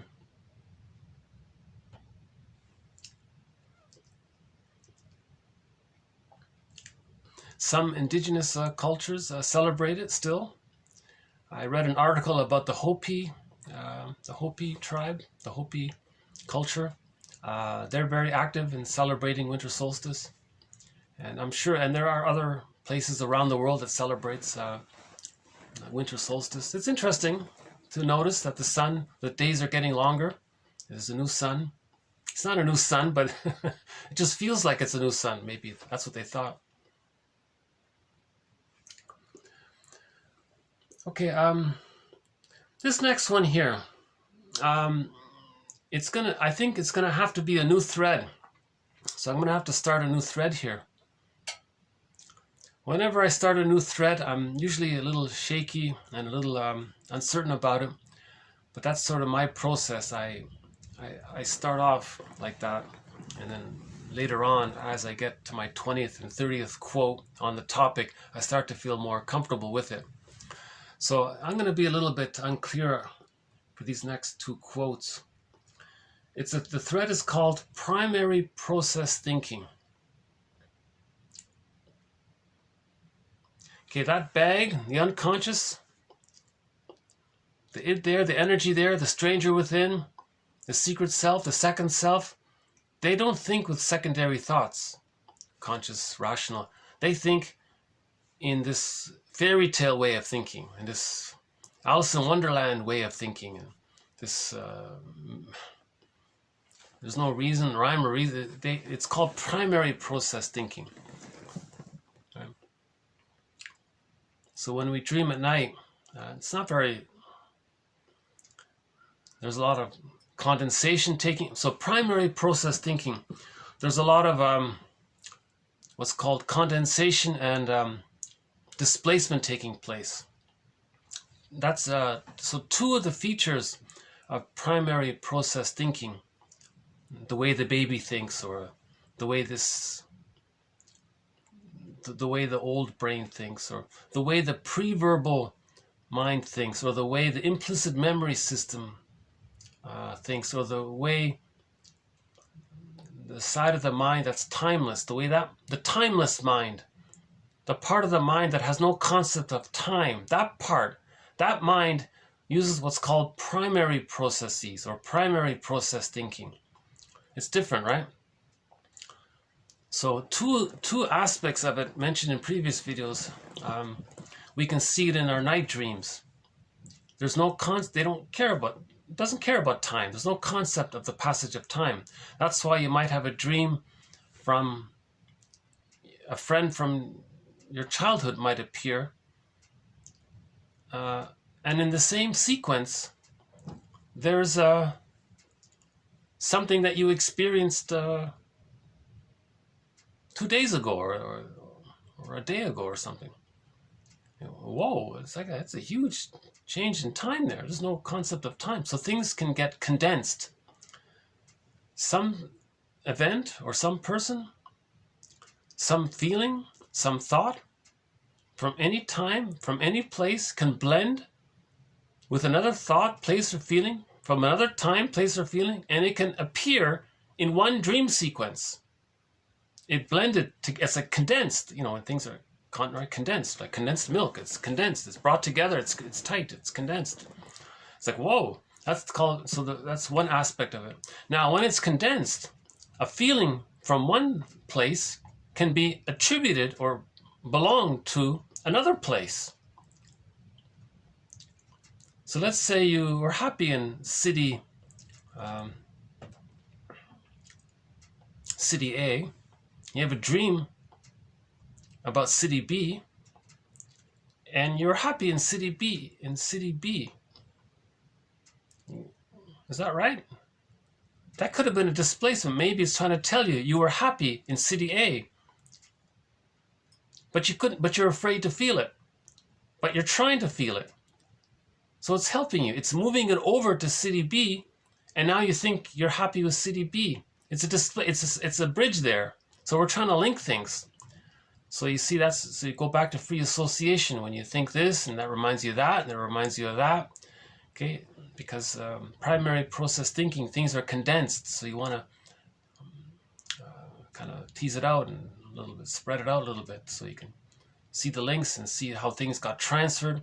In other words, emotions from one place or event can get transferred and attributed to another place and event, and then you experience it that way. So you may have a dream about somebody you met for maybe 5 minutes in your childhood. You don't even know the person, but they came in your dream. Why? It was safe. They were they were like a therapist, like the therapist. They were safe. Okay, remember the therapist is safe. So that person, you maybe felt safe in their presence for 5 minutes when you were in childhood. And they're saying, and they're embodying something, or they're saying something, or so you displaced some emotions from something else onto something safe for you to get in touch with the emotions. So that dream character is an accidental placeholder for some other feelings. Usually positive, I think. Could be negative as well, right? So that's part of primary process thinking, right? TQ 1818. Primary process shows little concern for the strictures of conscious logic or conscious reality. It doesn't care about that, right? Its aim is to cathect representations of object of satisfaction. Okay? So what's the purpose of primary process thinking? The baby has to bond to the mother. Looking for love, looking for a connection. It's looking for that attachment. When there's childhood trauma, the child didn't get a secure attachment. So the unconscious motivation of the person is to find a secure attachment to somebody. So they don't care about logic or this or that. They'll marry the wrong person because they think they might get a secure attachment with that person through their fantasy. The logic says no. There may even be, in the bag there it says got a bond. There's a starving, lonely, wounded inner child there. It's looking for a mother substitute. Got a bond. So you make a choice. You marry this wrong person, right? This attractive or femme fatale or something. You say, no, they're fine. I'm crazy about this person. You're crazy about this person because you think they're going to meet your babyhood needs, right? Your inner child of the past. You think this person's going to heal your inner child. So you're very excited and you fall in love. It's very romantic. But if you look logically and reasonably, you think, whoa, this person is not like that. But you brush that aside because it's called unconscious motivation. The unconscious motivation doesn't care about the strictures of logic or reality. Logic says this person's not going to be a good mother. This person's not going to be a good friend. This person's not going to care about you or care two hoots about you. But your unconscious says, but this rejecting woman reminds me of my rejecting mother. And the unconscious says, this is very exciting, a lot of hope there. So the person feels excited now. So you see how the unconscious is like a puppet master? You see the idea about Burglar's metaphor? The unconscious is like and then we're the puppet, and then we're going to marry that girl. Robert Bly has a similar powerful metaphor about it. Okay, one more on primary process thinking. So this primary process thinking is linked to our dreams, to art, to music, to religion. See, religion's all about primary process thinking, so that's what this next quote is about. Okay, primary process thinking as in art, for example, or religious art, or any art. So religion often uses art, right? Okay, so this is why religion is so powerful, right? Religion has withstood the assault of the application of reason as a sole criterion of validity. Okay, again, right? You're going to marry that femme fatale. Reason says no. The religion says it's the unconscious. It's the okay. Again, back to 1818. Primary process shows little concern for the strictures of logic or reality. Its aim is to cathect, okay, to bond, to give your life force to objects of satisfaction. Objects of satisfaction, looking for mommy's love. You're looking for the good breast. The baby is still looking for the good, safe breast. The unity and the paradise and the heaven, the Garden of Eden, right? We're still looking for that good breast. Primary, so the art might show that, right? Of stories about heaven and all this. And primary process thinking. Okay, so religion has withstood. So if you keep 1818 in mind, then 1819 might make a little more sense, right? Religion has withstood the assault of the application of reason, okay, secondary process thinking, reason, as a sole criterion of real validity. In its creeds and dogma, okay, creeds and dogma, oh boy, there's a topic right there, right? Okay.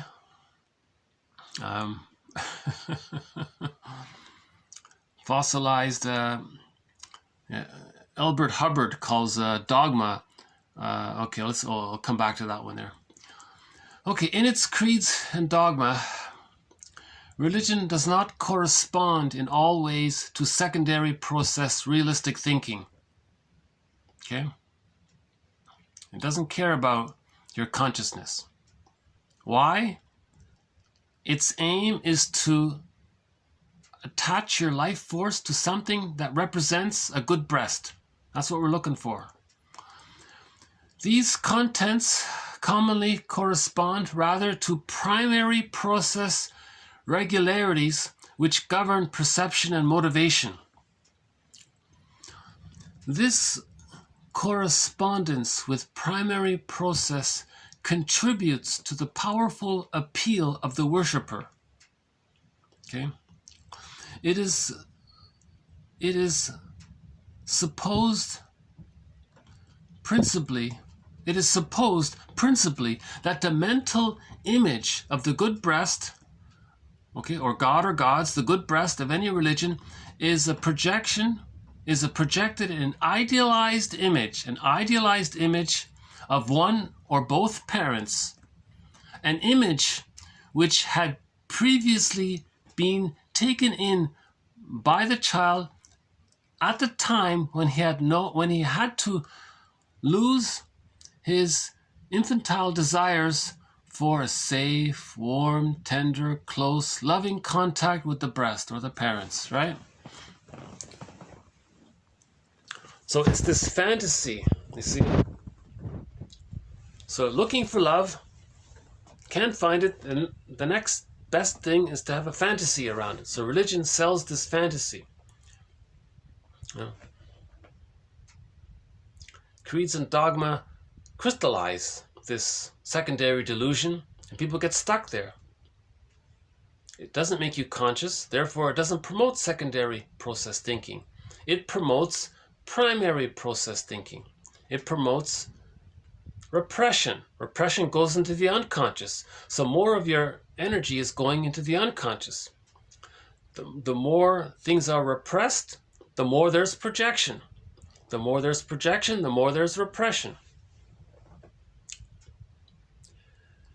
I just discovered, I just watched a documentary with this famous man named Albert Hubbard from over 120, 30 years ago.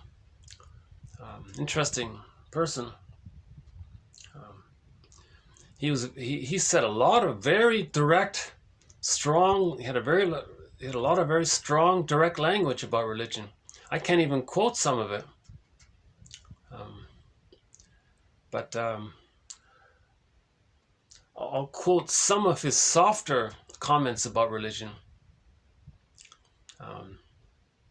But in the documentary, his parents were religious people, and he realized what a nonsense it was, and so he analyzed it, and he articulated a few things. So in a future video, maybe as a preview, I'll include one of his quotes as a preview. I won't go into it too much here, but here's one of them about dogma. Okay, dogma, a hard substance which forms in a soft brain, a core prolific idea. A lie, oh brother, a lie imperiously reiterated and authoritatively injected into the mind of one or more persons who believe they believe what someone else believes. A recession into the divine or imperial, hence, okay, the father or a contributor to the economic plunder, economic global pillage system, right? So he intuitively, in that one quote, he intuitively brings the link together about the link between religion and the economic model of global pillage, right? So I have to clarify here. We have a thread in this series on the psychology of prejudice, and most of the quotes, 90% of the quotes on the psychology of prejudice are from personal dynamics. If something's repressed, then it's seen outward. For example, if the true self feels bad, then you see that badness you don't want to accept. You say it belongs to someone else. Then you say how others are so bad. Okay, so you find a safe substitute therapy, right? It's safe.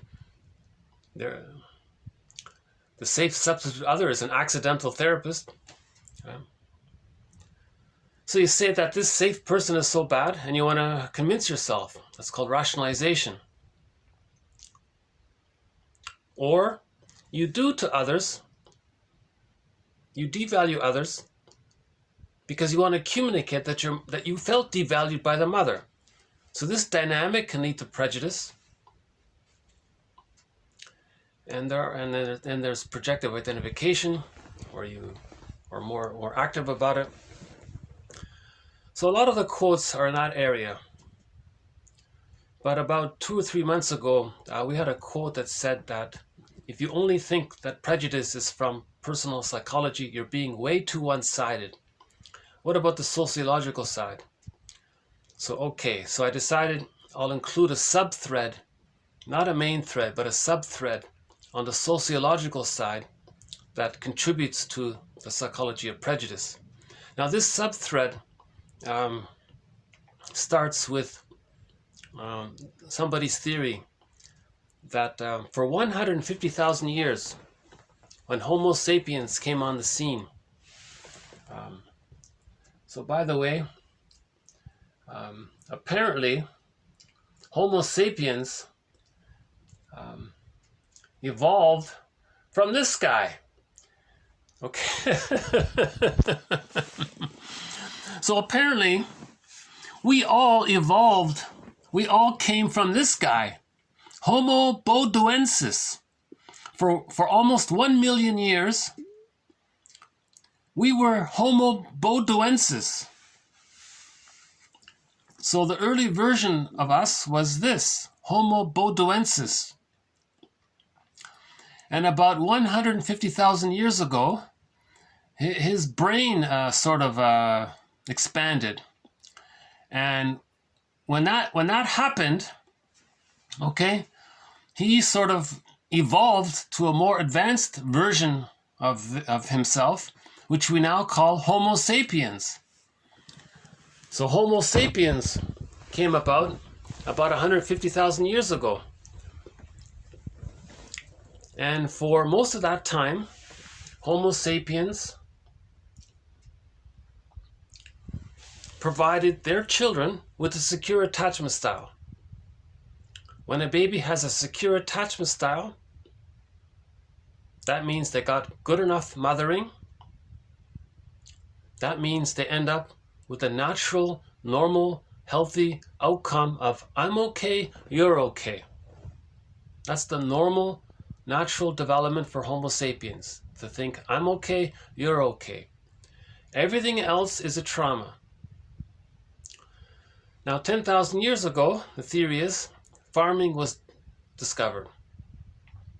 That's great, people got excited. But the theory is, what we were not aware of fully was that the brain received a huge amount of serotonin from the discovery of all this food. We felt immensely safe, we felt immensely excited by this unlimited, bountiful food supply. We didn't have to worry about the weather affecting our ability to find food or something. We discovered farming, and our brains adapted. It became habituated. So the theory is, when we get something that makes us feel safe, the brain sends us serotonin. So serotonin is the I feel safe, therefore I feel good, and the chemistry around that is serotonin.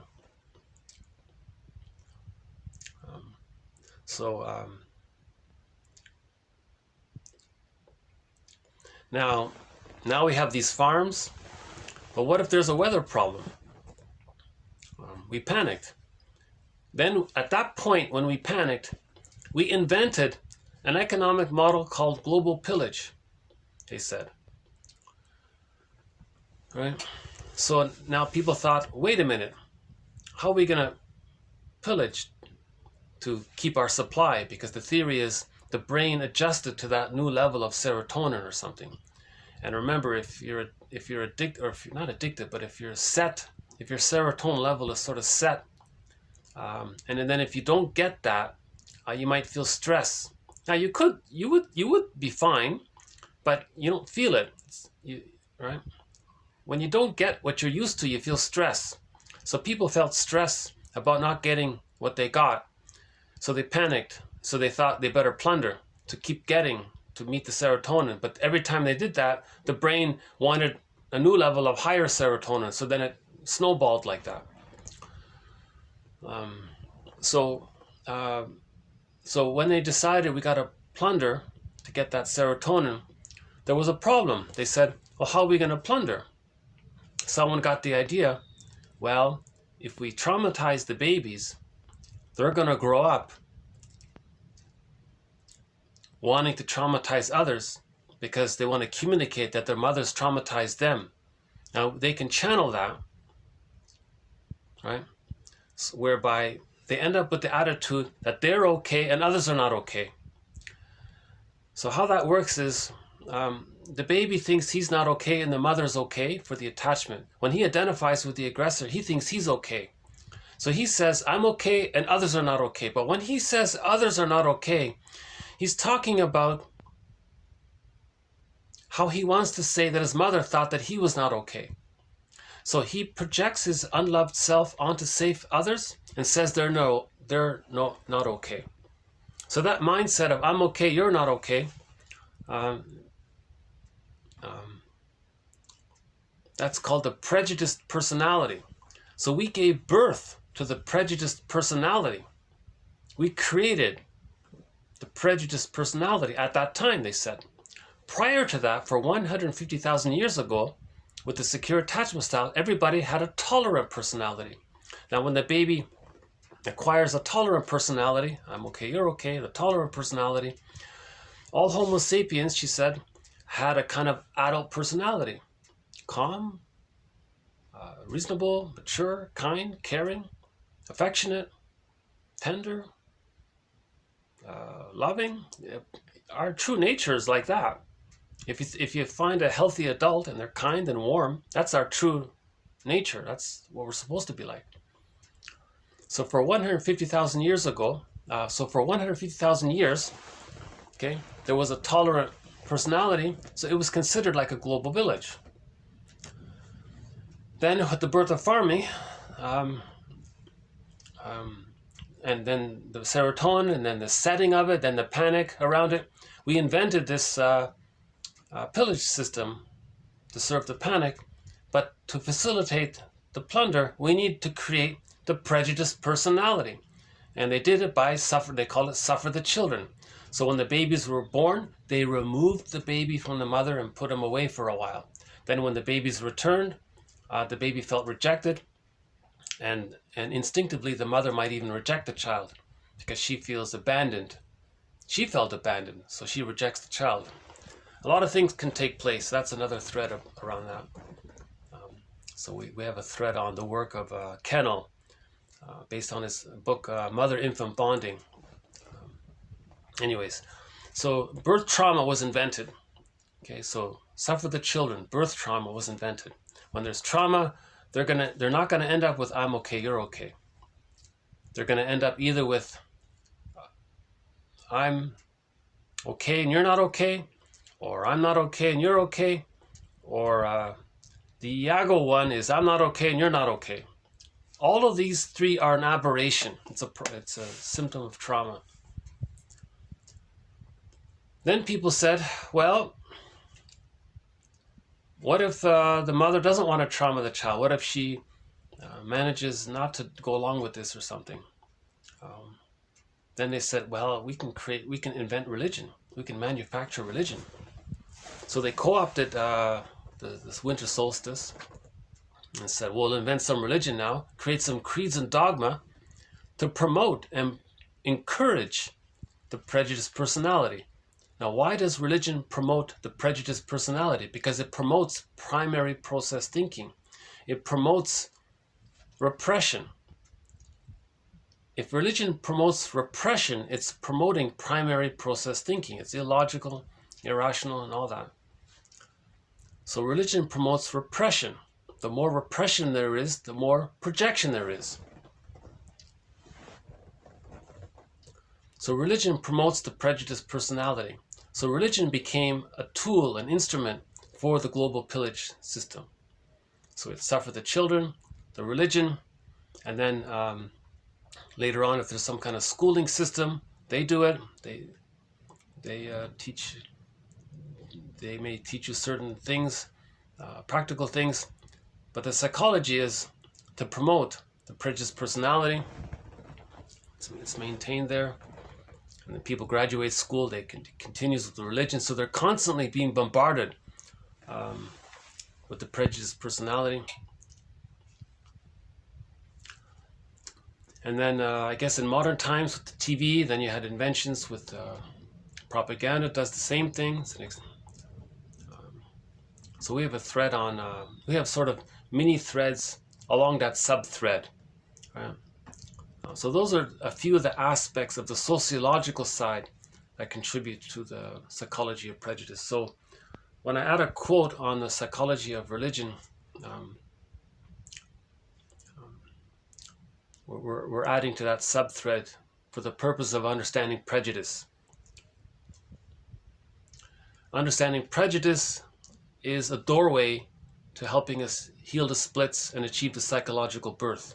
Man's main task is to give psychological birth to himself. So the purpose of this series is to help in self-healing.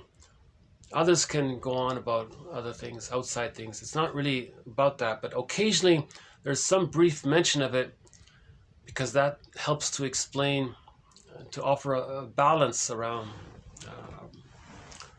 when we talk about the psychology of prejudice. So, and Haas says this too, that creeds and dogma promote. And Albert, what's his name? Oh, Hubbard. Hubbard has a much more dramatic, colorful expressions about religion. And so he was bold and to say these things. People don't highlight this about him. They only highlight the other side of him. So what they did to preempt, they cherry-picked. He said so many things, so he he accidentally created, his story is he accidentally created some touching story about you know, a guy had to deliver some letter and he was very faithful about it. And they made a big deal about that to say that that's his main message. Focus on that to take away from his other messages about religion and so on. So they took away the effect that maybe Hubbard had about teaching about the psychology of religion by overemphasizing some other little thing. Now, this other little thing was an accident. Hubbard, they said in the documentary, he needed some filler material for his newsletter. So he just created some silly little thing about some guy delivering a letter. And people thought, oh, let's focus on that. So they made a big deal about this. Fine, it was a nice little story, but it got co-opted and used against Hubbard. So whatever good Hubbard wanted to do, a lot of it got lost by overemphasizing the cherry picking, you see. But the documentary points that out to some degree. And I'll do another quote as a preview for a future video here about the primary process thinking. This is a good quote here, so a good quote to point out. Okay. A period, so this is about literature here. A period of timeless unity in earliest infancy. Okay? A period of timeless unity of earliest infancy. Okay, so that's in the womb, that's at the breast, okay, and to some degree up until the age of 18 months. Okay? Primary process thinking, timeless unity. Okay? So baby and mother are one, no concept of time, and they're united as one. This is a blissful time. This is called the Garden of Eden, or any other kind of a magical, mythical, beautiful fairy tale place. Okay? Now, literature refers to this. Okay? Now, offering itself as the goal of the temporal quest, the lost paradise. The lost paradise refers to the breast time. Okay? So when we talk about the lost paradise, we're talking about this period of timeless unity in earliest infancy. Okay? Quote, in one novel they said, quote, they want eternally the mysterious house rising from among the distant trees, eternally the footsteps through the secret gate, eternally the ravishingly beautiful and unknown girl beside the silent door. Okay, you see? Unquote. Okay, so that beautiful, unknown, beautiful woman, okay, that's the mother, that's the breast. The ravishing, beautiful, unknown girl, that's the breast, okay?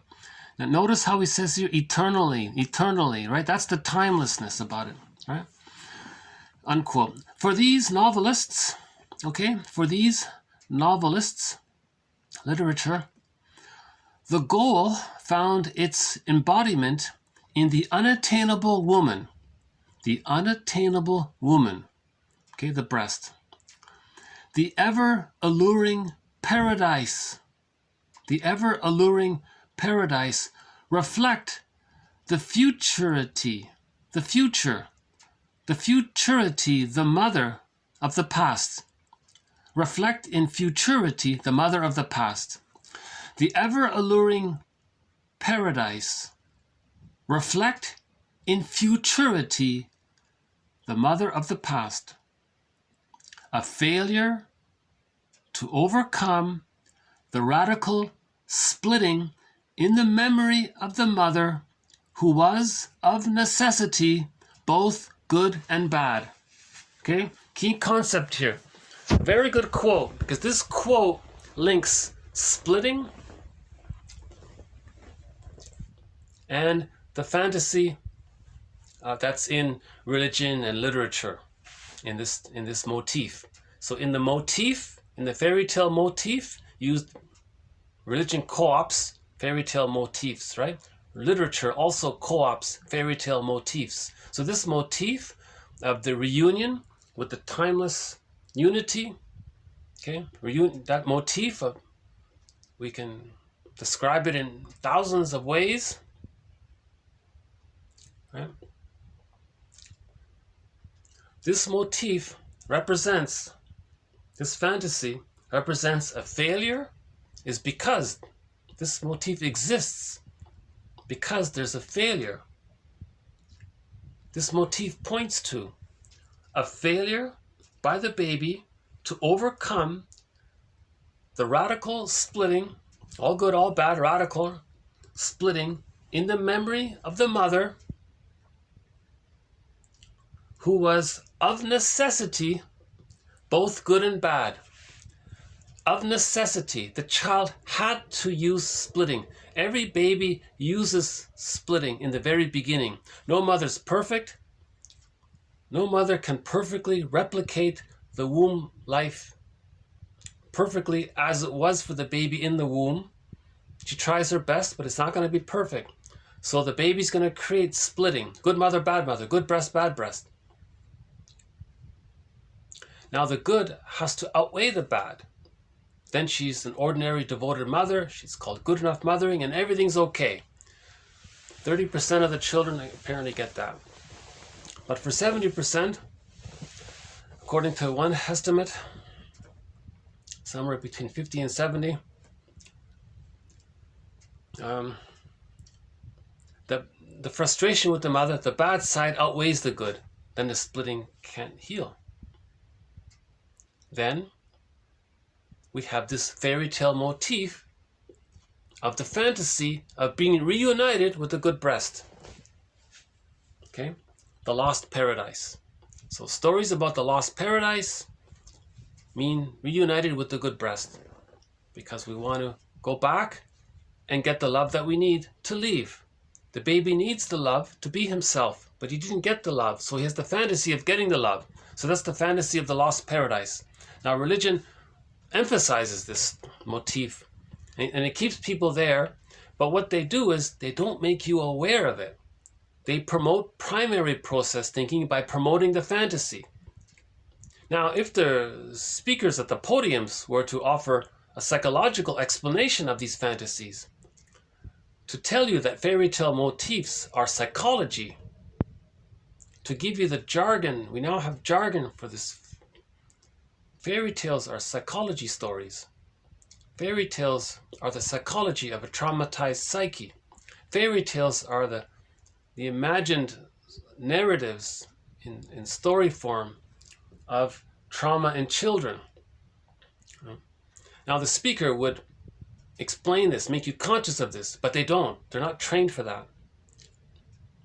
Actually, Albert has a quote about, maybe I can do that. That one's not too bad. Hubbard. Let's see if I can dig that one up here. He has a quote about that, actually. Let's see if we can find it. Oh, yeah, here it is here. Okay. Theological seminary. Okay, theological, so these are speakers, religious speakers. Now, when they go to school, okay, theological seminary, a place where one is taught to silence the questions of the ignorant. Okay? So when people become trained to be administrators of religion, they're trained to be taught how to silence the questions of the ignorant. They're not trying to make you conscious, they're trying to silence your questions. That's promoting repression. The more repression there is, the more projection there is. So they're promoting the prejudiced personality. The prejudiced personality is needed to pillage. Because with the prejudiced personality, you have people going around thinking that they're okay and others are not okay. Then the victims, they do all the work, and that's how the pillaging takes place. But if people thought, I'm okay, you're okay, then they couldn't pillage. So religion promotes the prejudiced personality for the pillage. You see? Now, people who are administrators of this, they go to school to teach them how to teach people to have the prejudiced personality.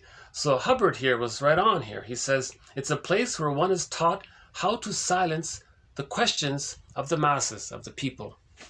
They're looking for enlightenment. And they said, oh no, don't ask those questions.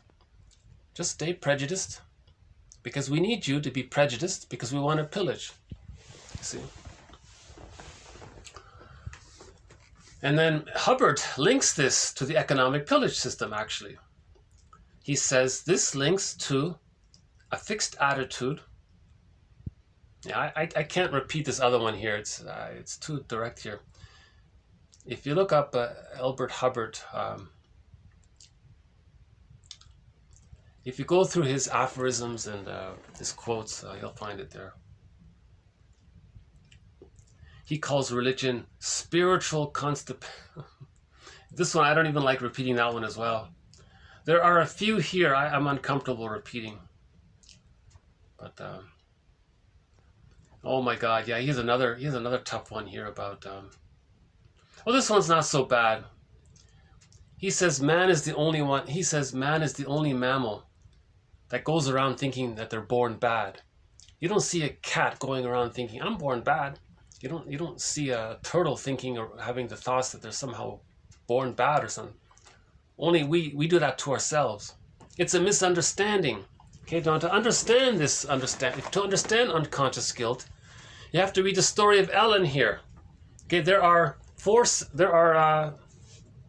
how many? 3 sessions with Ellen that explains unconscious guilt. Okay, we have a thread in the series on unconscious guilt. It's a pretty good theory. I think it has.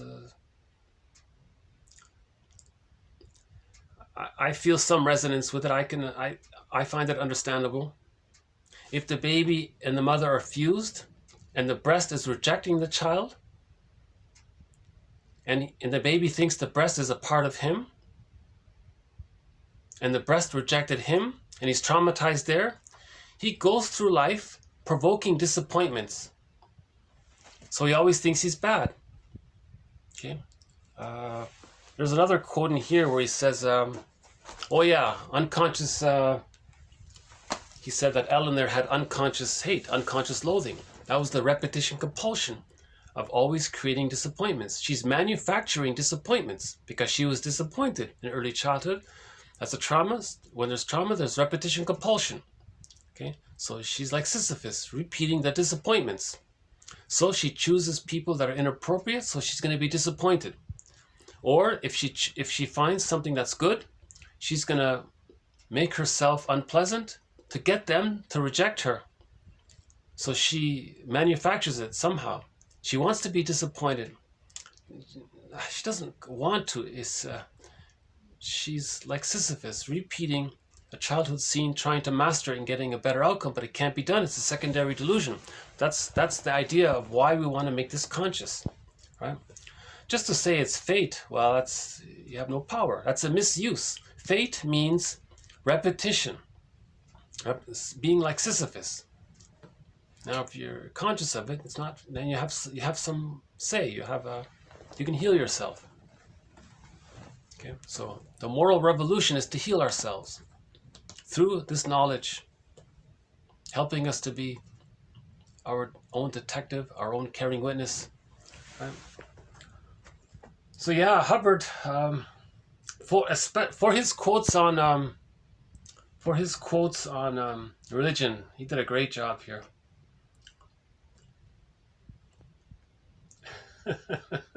He has a few funny ones. He calls a woman a financial swashbuckler. Psychology, he says, is the science of human minds and their relationship to one another. Zigzag, the route followed by poets at arriving at truth. Better mend one fault in yourself than 100 in your neighbor. Logic, the instrument used for bolstering prejudice. He's talking about he's very intuitive. Rationalization, is an instrument used for bolstering prejudice. So when people use fake logic, pseudo-logic, giving the appearance of being reasonable and logical, that's bolstering the prejudice. It's to hide it, therefore it bolsters it. He has a few other ones in here. I like his one on grief. Grief, the telescope of the emotions that unfolds to the eye the meaning of all worlds, the overtones in all joy, the pleasure that lasts the longest, the tears of memory, the vice of weakness, and the virtue of strength.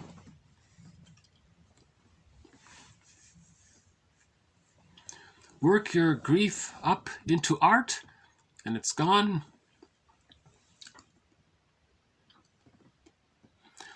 Blessed is that man who has found his work.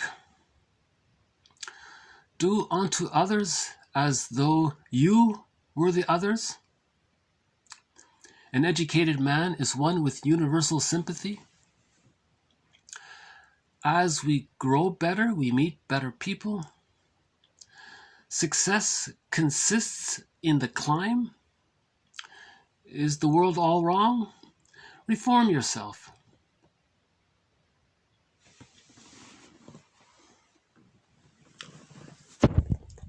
He's got a funny one about the diplomat, huh? Here's one of his most humorous ones. What's a diplomat? A diplomat, a man who says perhaps when he means no, as opposed to a woman who says perhaps when she means yes. A man who says no is not a diplomat, and a man who says yes is not a lady.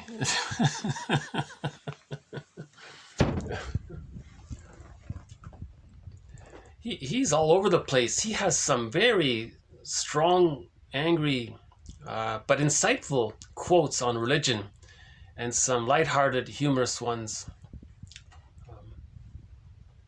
And he's got some like helpful ones. He's got quite a variety of quotes here. So we'll do some more quotes on Hubbard in the future here.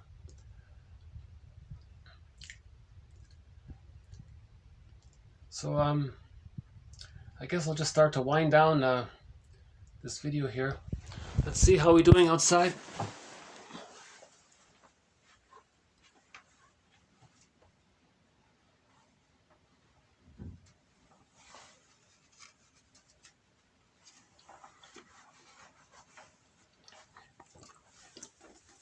Well, I'm curious again to see if the sun is coming out. Hold on a sec. Let's see.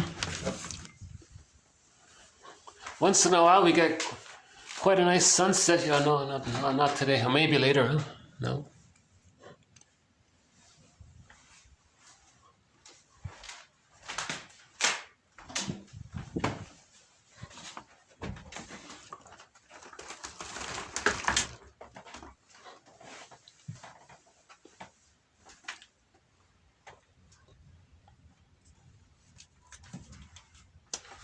Should we do a couple of art?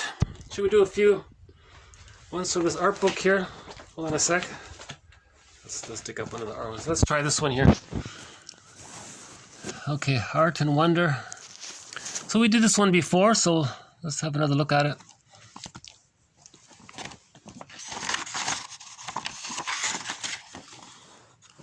How's the lighting here?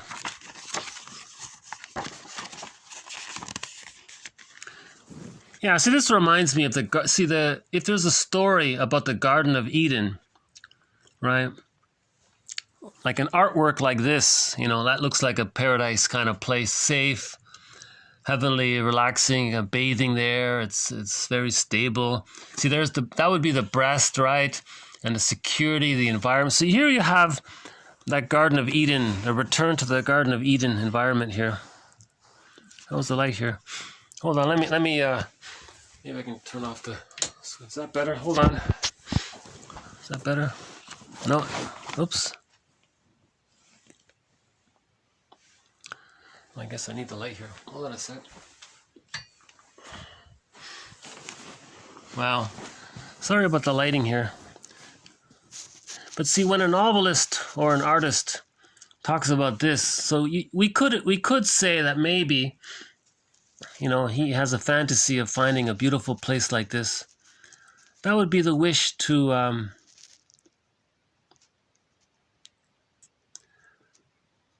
get the love that we need to be able to find ourselves.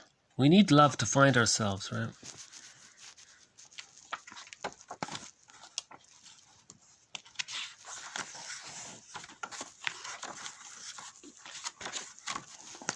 Oh yeah, we saw this one previously. Yeah, that's a nice one, right? The Picasso one. Cypresses, wheat field with cypresses.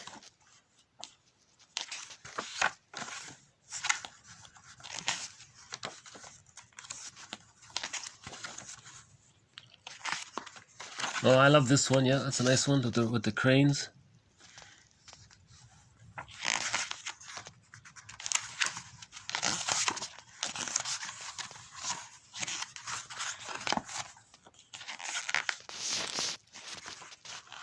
Oh, the gold one's nice. Yeah, the gold leaf.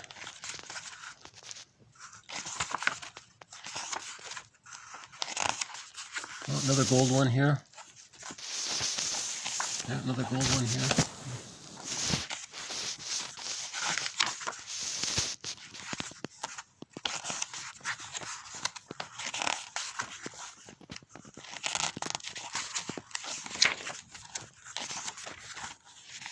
A wise old man here. Okay, teacher maybe.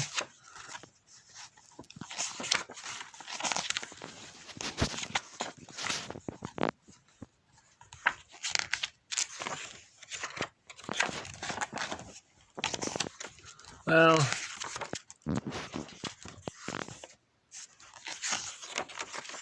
okay, that's stained glass one. That's a nice one.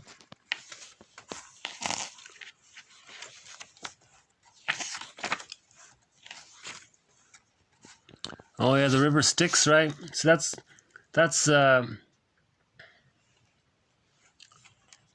see, the movement between unconscious material to consciousness. The metaphor is the ferryman traveling people back and forth, right?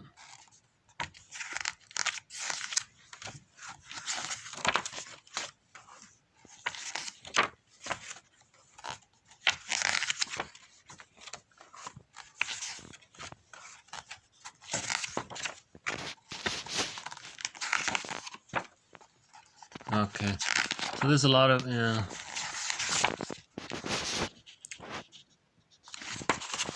You see, I noticed this book has a lot of, like, see, again, with the religious art, you see, religious art is an attempt to appeal to your primary process thinking, to your unconscious fantasies. See, a lot of this religious art stuff, it wants to, oh, here's a nice one. Oh, I like this one. See, this is something I find more, I can relate more to this, right? See, I like this because you have a poem and you have a nature scene, right? Like, that's nice, right? I like that. Yeah. River bank of peach blossoms. See, I like a lot of, I find these elegant, I find it relaxing, I find it, there's sort of elegance in the simplicity of it all, you know, it's more spacious. See, these kind of religious things, you know, they're see the music, see the harp, that's meant to be like a soothing, you know, mother's soothing you. Yeah, okay. Well, this one's, I gotta admit, let's see, how about the other side here? Anything here on the other side?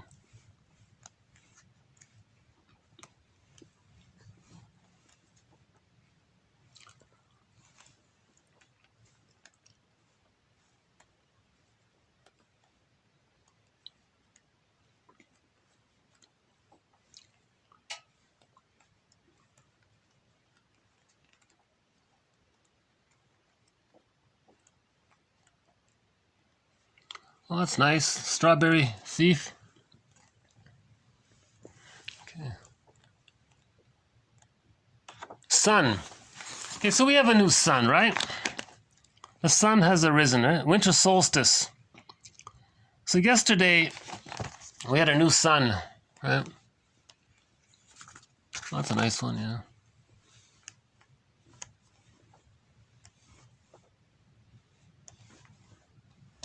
Yeah, what's that? Okay. Oh, sun rosette. That's the sun as well? Okay. Detail of an illuminated leaf from the Shah Jahan album. Okay, 1645, ink colors and gold on paper. Okay.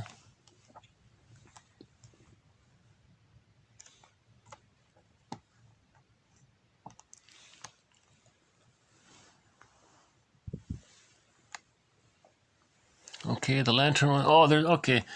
I think this is probably this might be my favorite one here for this book. Anyways, that's a nice one, eh? Yeah.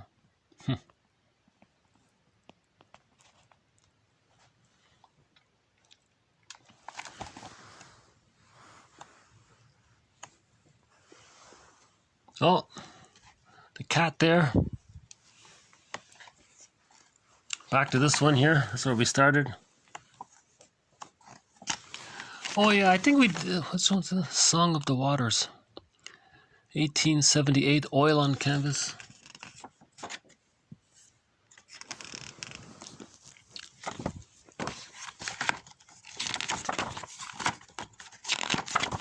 Oh, let's go. Okay, we'll end up here.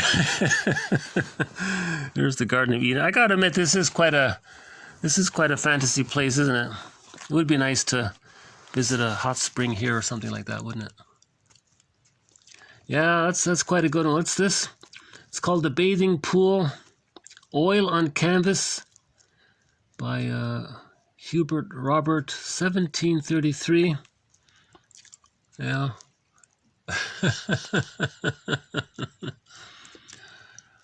Well, that's as safe as it gets, eh? Oh, yeah. Oh, okay, yeah. I dwell in possibility. Oh, this one has that poem here. This is not a bad little poem here. I'll do it again. I dwell in possibility. A fairer house than prose. Okay, possibility, being open-minded and what's possible. More numerous of windows. So if you're open-minded, lots of more numerous than windows, better than doors. Of chambers as the cedars. Okay, so it's a lot of beauty and strength and new possibilities. Impregnable of eye, and for an everlasting roof. So it's always a potential. It just keeps the potential. It's constantly there. It's an everlasting roof. In other words, lifelong learning, right, is an everlasting roof. Lifelong learning is an everlasting roof. Yeah. Okay. Of visitors, the fairest for occupation this, the spreading wide my narrow hands to gather paradise. So gathering paradise in this context, it's, you know, when you learn something new, you're feeling better, right? So that in that context there, I think that would be the part 4 of this one here, TQ. The one about shadow, right? The 4th one. One assimilates them into a richer sense of personality. So I would link that poem there by Emily Dickinson about the possibility one to this quote here on shadow, TQ 1815. Okay, shadow, unconscious contents of the personality. Okay, there are 4 modalities of the experience of the shadow contents. Okay, 1, they remain unconscious, so they're influencing you and you don't know what's going on. Or we blame others for something about ourselves that we don't want to admit, so the shadow contents are projected. Or you know, we identify with it. So if we have memories of being unloved, then we just say, oh, I'm unlovable. We identify with it. So that's an exaggerated over-identification with a false belief. or we become conscious of what's in the unconscious. Okay, the possibility, we dwell in possibility. If we dwell in possibility, that can lead to a richer sense of personality, right?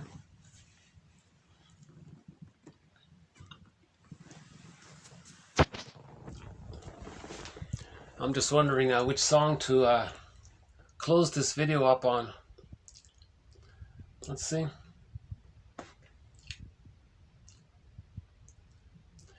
Well, we haven't played our... Okay, what about this one here? Never Be the Same Again. Okay, here's a song called Never Be the Same Again by the band Chilliwack.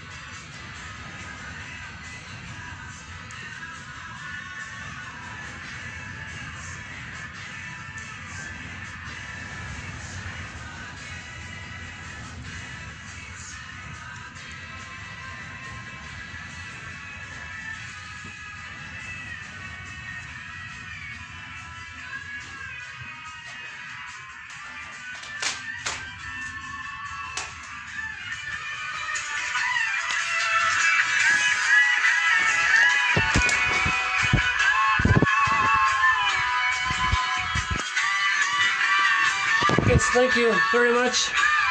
This has been TQ 1811 to 18... What is it?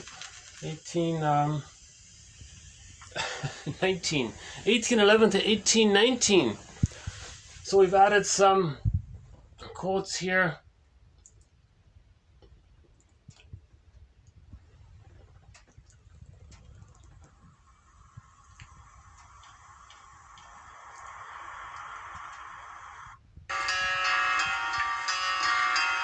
This is, let's close up here with some Beatrice Deer, one of our musical voices in this collection of quotes. This is one of her songs called Nalu Li Rama.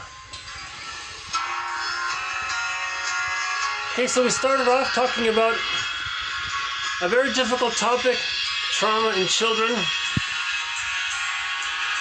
I think one of the points here is that children,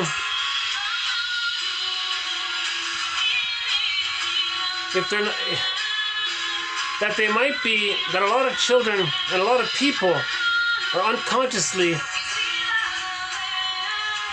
relying on a lot of defense mechanisms because of the repetition compulsion, because they maybe think that they want to protect themselves. So one self-help quote says, everything is either learning or protecting. We're either learning and growing, or we're protecting ourselves. That sort of summarizes it. The idea about unformulated experience, that when there's trauma, the child didn't get a chance to have a concept of what happened, so things are fragmented. So when we want to give it some form, if we can name it, right? Rumpelstiltskin, if we can name it, give it some form, find the right name, find the right words, that helps. Thoughts without a thinker, an interesting phrase. We have these thoughts, but the thinker is damaged. So you want to heal the thinker. Means heal the ego. When the trauma damages the conscious ego, we want to repair the conscious ego. So we want to give our thoughts a thinker. Right? About the true self. One about the shadow, projection, transference. And we started a new thread about the idea about primary process thinking. And a brief mention that in future videos we'll have a few quotes from Albert Hubbard.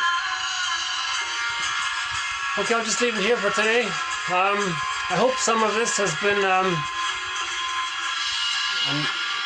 I hope this has been knowledge. I hope some knowledge has been, I hope these quotes are, I hope you're finding these quotes knowledgeable. I find these quotes a source of knowledge. I find them knowledgeable. I'm learning from them myself. Okay. Okay, so thanks again. Bye for now.